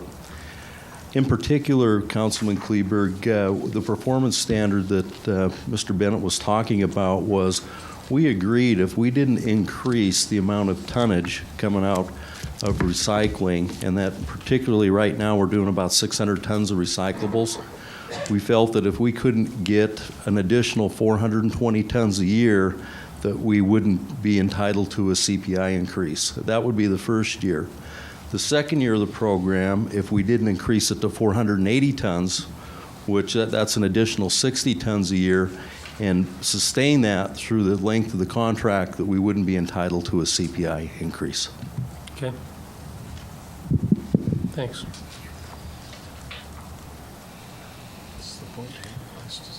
This is Mr. Mayor. Pro Tem Cannon? Mr. Wolf, in this agreement, as far as the single-stream recycling is concerned, glass is not allowed, correct? That's correct. I think people that are familiar with potlatch understand that if glass is impregnated in the chips, it makes for a really poor product, and that's the problem with single-stream recycling, is if you do have the glass shards impregnated in the material, because everything's being all mixed together, that it makes a lower grade type of material. So what we proposed was actually separating that material out and having 3 locations that the public could drop that off. 2 within the town itself and 1 out at the transfer station. The other thing is that with the blue bins or the bins that they currently have that you can that you're recycling with, we suggest you keep it, put your glass in that, and then bring it to these locations. I'm sorry. What's the 2 locations inside the city? The 2 locations inside the city, we're going to be working with the city staff on those locations, and we'll be making those proposals. We haven't started to actually, we have general location of where we want to put them, but we need to secure that with the property owners. I guess that's my concern is, in the past, we had recycling that was done at a site, and to keep those sites clean and neat, where it's just glass, I guess I have some serious concerns about who's going to maintain the site, what's the condition, how you're going to clean and sweep it to keep the glass down. You know, I can't envision that being welcomed at Rosars or some other places or wherever you've decided. So that's probably my big concern is I don't know where you're going to put it except for probably on existing city property somewhere in the city. Well, we're trying to find more central locations. A lot has to do with the collection bin that you use. You're going to be bringing one product in, so if you can make it user-friendly so they can take that bin that they're currently using and just dump it in, we think that we can minimize the amount of problems associated with the glass spilling and stuff. The other thing is we do have our collection routes, and our guys are out there quite a bit to make sure that the sites are in good order when we go through and collect. Pro Tem Cannon. Is there a way that glass can be picked up at the residence in the little blue tubs that we have right now? It would drive the cost of the program, as you would imagine, because you would have to add a truck and a driver to do that. Would we There know? are communities that try to do that. I think Boise's tried to do it on a subscription basis. It just hasn't worked. There's 15 communities in the state of Idaho right now that are currently using single-stream recycling that we're proposing. And of the 15, I'm not aware of one that currently takes glass. Okay. So every community has approached this issue in about a very similar manner. Kootenai doesn't take glass at all, and they don't even have a drop-off for it. Neither does Post Falls. Boise has multiple locations, but it's community to community on how glass is handled, but it's typically not put into the single-stream mix. I guess I'm just kind of looking at, the full meal deal, so to speak, to where, we're going to do a single stream recycling, yet glass isn't included. And I'll kind of be the devil's advocate here a little bit, and my wife will probably yell at me, but, I'm pretty lazy. Mm-hmm. And I don't want to take it to some place, so I'm I'm just throwing a scenario out here, but I'm going to throw it in my other bin, and you guys just take it to the landfill. And I'm sure that will happen, right? Thinking about it environmentally. I'm thinking about other people who are going to be doing that. Right. Two things about glass. Environmentally, does it really hurt anything going back into the landfill? It's glass. It's not detrimental to the environment. Economically speaking, what are you currently doing with the glass now? It's just being ground up and probably being put into road base. So there's the economics part of it isn't being driven by true economic conditions. I would be educated and I would take it to the dumping site for glass, but I know there's a lot of people that probably wouldn't. But I'm just, it's just kind of one of those things to where can we get to a full recycling program rather than, you can have all this, but this part you gotta take over this way, right? Does that make sense? It does. Okay. Counselor Kleber. I just, kind of following up on that, I mean, the glass alone would constitute a fair volume, just in cubic feet, yards, meters, kilometers, whatever.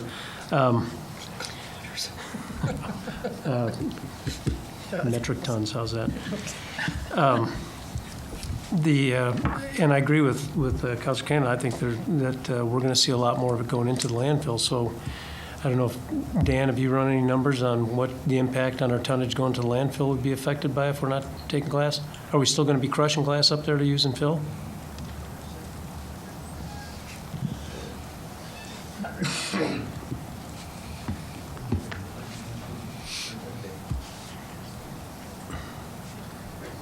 Mr. Mayor and councilors. Councilor Kleberg, we collect approximately 1.5 yards a day of glass in the Blue Bin program. And I would expect reasonably that we would get half that amount at a satellite facility. And I've looked at some of the numbers in the past when we used to have satellite facilities in town.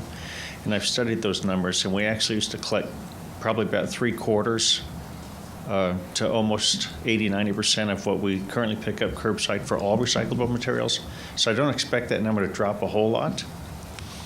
And the glass that we collect, yes, we are crushing that up at the transfer station, and we're using that in public works projects where we can. And then in addition to that, we have a very unique program going with Opportunities Unlimited in town here, where they buy that crushed glass from us and they wash it and they market it through places like Bob's Tropical and Pat's Garden, places like that. So we're actually closing the loop on that and creating some jobs and generating a little revenue for that organization. So we will continue to do that. We have a commitment with them. I fully expect to see that the glass will go up. I know there's some households that generate a lot more glass than others, but on a net basis, I don't think we're going to lose a whole lot. Okay. Any other questions from council? Councilor Orton. Just a comment from the past, when we lived close to the satellite unit and took our recycling there as kind of entertainment. We had a slow social life. It was, we took all of our kids and took them over there and let them put things in the holes. And they thought it was fun. Little did they know. But glass was not the big problem there in terms of the mess that I recall. It seems to me like the other items were much worse in terms of the neighborhood mess.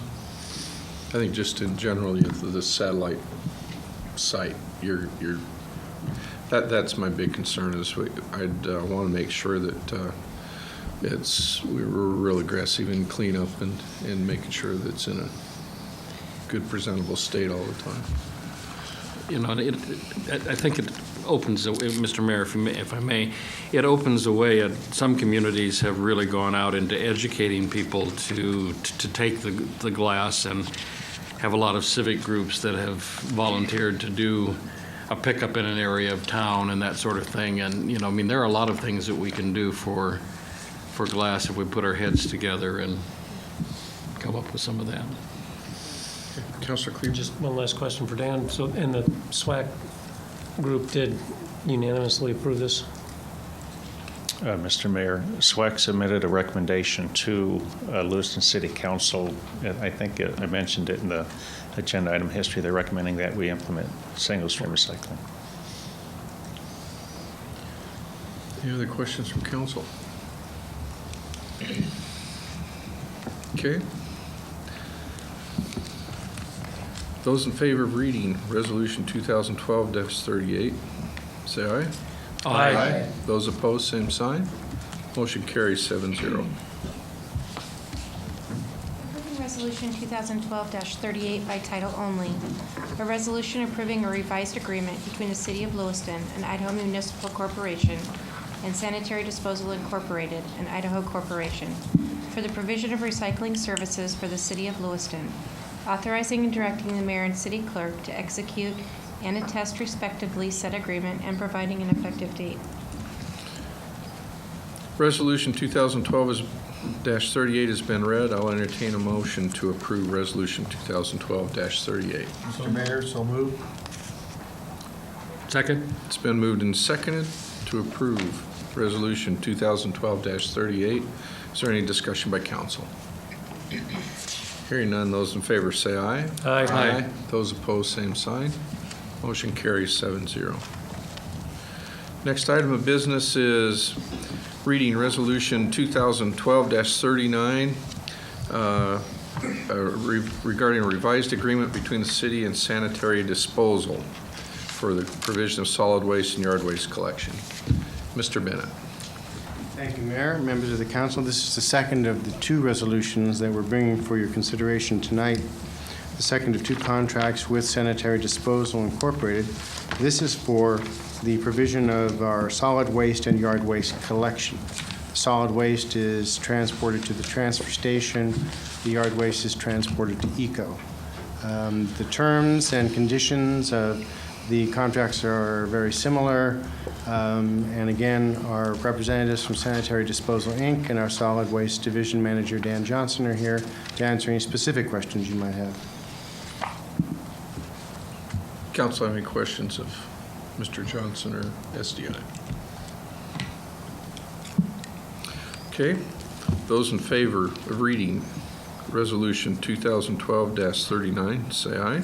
Aye. Those opposed, same sign. Motion carries 7-0. Approving Resolution 2012-39 by title only.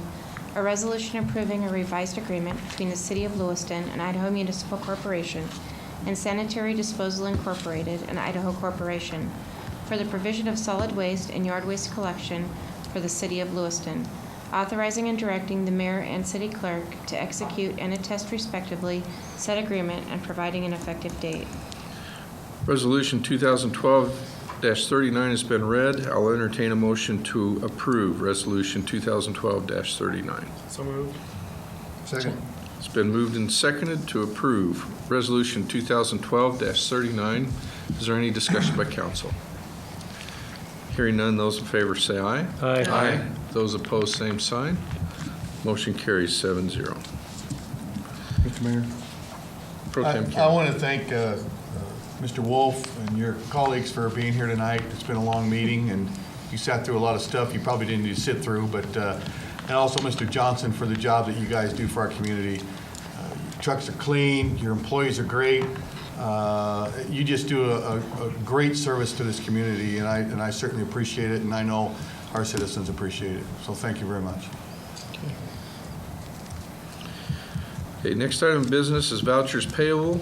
Approving the Han Rental, Han Supply vouchers payable dated August 2nd, 2012 through August 16th in the amount of $3,877.41. I'll entertain a motion to approve those vouchers payable. Second? It's been moved and seconded to approve the vouchers payable to Han Rental, Han Supply for $3,877.41. Is there any discussion? Hearing none, those in favor say aye. Aye. Those opposed, same sign. Motion carries 6-0 with Councilor Kleberg abstaining for conflict of interest. Pro Tem Cannon, I'm recusing myself from the next item. Active agenda item L, vouchers payable, approving the Rita Sella Engineers vouchers payable dated August 2nd, 2012 through August 16th, 2012, in the amount of $41,631.89. Entertain a motion to approve the vouchers payable. So moved. Second.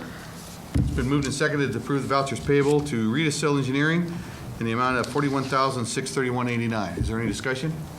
If not, all those in favor say aye. Aye. Opposed? Motion passes 6-0 with Mayor Poole abstaining.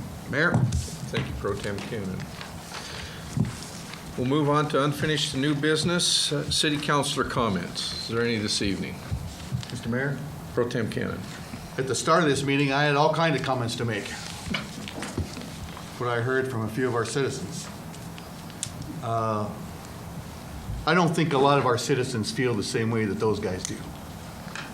I just want to say that. I think most of our citizens in this community appreciate what this council does, appreciate how our city's moving forward, and appreciate the job and the work that this council does to help move this city forward. I don't appreciate being put on the spot. I don't appreciate this council being put on the spot. And frankly, those comments were not warranted in my eye. We as a council do a great job in taking care of the city and taking care of its citizens. And I'm proud of that. And I think each one of us here are proud of that also. And so don't let a couple of guys get you down, because I don't think they don't get me down, and I don't think they get this community down. But I certainly do appreciate everybody and the work that we did on this budget. It was difficult, it's tough to try to move the city forward when you are, when the money's appropriated, are spent, and the way they're spent, and the amount that the department manager's taken that to try to save the city money is why we have reserves. And they do a good job of that. So the fact that we've cut money out of this budget, the fact that we work hard on this budget, I'm very proud of what we've accomplished and what we've done as a council, each and every one of us. And we came to a compromise, and we did it, and it's for the betterment of this community. And nobody's going to stand here and tell me that we're 0 for 3 when it comes to Supreme Court decisions. I'm sorry, that has no bearing on me whatsoever. If they want to bring something to this council and accuse us of something, then bring it forward. But I'm telling you something right now, I'm proud of what we've done, and so those type of comments only make me work harder to do better for this community, for what they say. So I think the majority of this community really supports this council and really supports what we do. And whether it comes to the library, when it comes to whatever amount of things that we have going in this city, they know that it's going to be better down the road. So I certainly do appreciate everybody here and what we've accomplished. So thank you. I think that, just to piggyback on what you said, we're 0 for 3 with the Supreme Court on some decisions that that individual is part and parcel of being a part of. We just took the brunt of the aftermath. We did what was right, Mr. Mayor. So anyway, with that, I guess it is easy for folks to be able to come and take their 3 minutes of fame and take their pot shots at us. I mean, they've accused us of everything from being dishonest to outright theft. And then after they're done with their comments, they tend to apparently slink off to do whatever instead of sitting through the rest of the meeting. I've yet to see any of them come up to me face to face and have a discussion or a talk. And as far as I'm concerned, that just borders on cowardice. With that, I'm going to end on a positive note, is Hot August Nights. I'd like to thank those folks for putting on an excellent show again this year. Though they did have some challenges with some paving and some other things with the work going downtown, I think they did an excellent job in showcasing our downtown the best they could. And we had a lot of beautiful cars and a lot of folks downtown enjoying those cars. So anyway, again, my hat's off to them and the volunteers for putting that event together and making it such a success as it is. Councilor Stevenson. Thank you, Mr. Mayor. And I guess I have a little bit different slant on this evening's proceedings as far as citizen involvement. The people who came, I'm thankful that they come, because it's not easy to be engaged, and we may not agree with the positions that some people take, but I like having the dialogue from everybody, and I appreciate, and I know it's hard to come after work and after dinner, whatever it is. So thankfully, people do come, and I welcome the dialogue, and it's just part of the job, and we do the best we can and make the decisions that people have elected us to make, and I like that. And that I may not agree, but that's their right, and I want people to keep coming and don't stop, please. Mr. Mayor. Councilor I have a couple of things. This evening, we had a very interesting lesson on courtesy, and it's one that we've had a number of times over the last 7 years that I have been here. One of the unfortunate things that happened last week is that we photographed one individual's house to prove a point or to talk about a particular issue, and that was not done by any member sitting up here. It probably does bring forth a thought. We need to remain as courteous as we can to all of those citizens, and that's unfortunate, and I'm sure that Mr. Willett is more than willing to accept apologies for that, because he does in fact have a beautiful home. We always have something we can learn from these meetings, and that was one of them. Really positive note.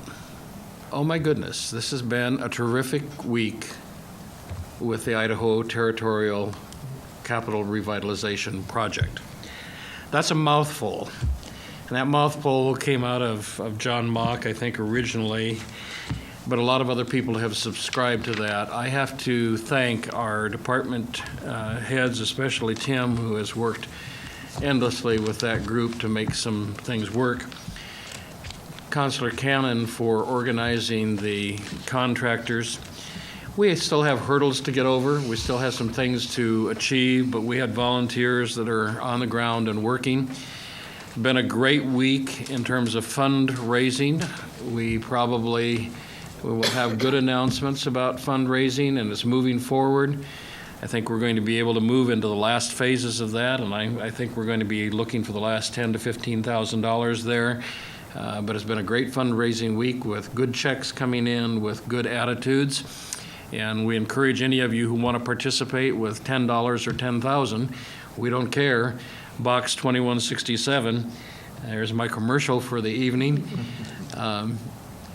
We really have seen community spirit, and I want to thank all of the people who've been involved. And my last thank you is, I hope, a really positive one as well.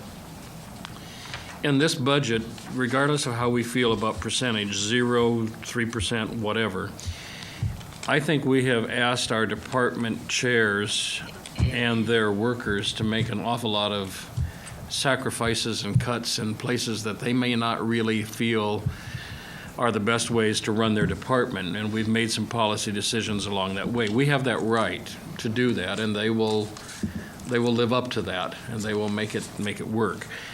But I do appreciate the fact that they're working with us on all of that, and I hope we say thank you to them often for the work they do. Any other councilor comments this evening? Mr. Bennett, any city manager comments this evening? Well, I want to congratulate each of you on a successful budget this year. It was a very difficult year, and we accomplished quite a bit with this budget that we haven't been able to do in previous years. We were able to address a $750,000 deficit in the general fund that had been allowed to grow because there really wasn't any other alternative at the time, and we were able to balance the general fund budget. That's a big accomplishment for this city. And we're also able to address some really important needs that have been unmet for a number of years. So despite the fact that it took a lot of compromise and negotiation to get a budget approved, you should be very happy with the result, that everyone has done their part, including the city departments who have also searched through their budgets to find a way to prepare a budget that works for everybody in the community. And so I thank you for all your help this year. Any advisory board and commission appointments this evening? You're working on an interview? Mr. Mayor, I have one other thing when you get done. There are 2 applicants. I was able to get a hold of one today, and we'll be setting up an interview with Councilor Kleberg and I next week with her. And I tried to call the other one, and I've been unsuccessful, but I'll try again. So. All right, thank you. Councilor Ortman. This is just by way of general announcement to all of you and to the community. Before long, we will be hearing from the consultants on the long-range planning document for transportation. you will all be invited to participate in the activities that the consultant is organizing. That will be happening relatively soon. We are using a firm out of Colorado, the same one that's been working on Missoula recently. We're gathering long lists of people to be contacted, and if you would specifically like to participate in that and don't want to be missed on a list, make sure that you get a hold of me. I will make sure that everybody who wants to participate can. You'll hear more about that in a rather formal way from the Metropolitan Planning Organization, and Councilor Stevenson, Mayor Poole, and I will be giving you more information as that becomes available. But I was contacted by Barbara Lewis of that firm today, and she is in the process of putting together the community lists.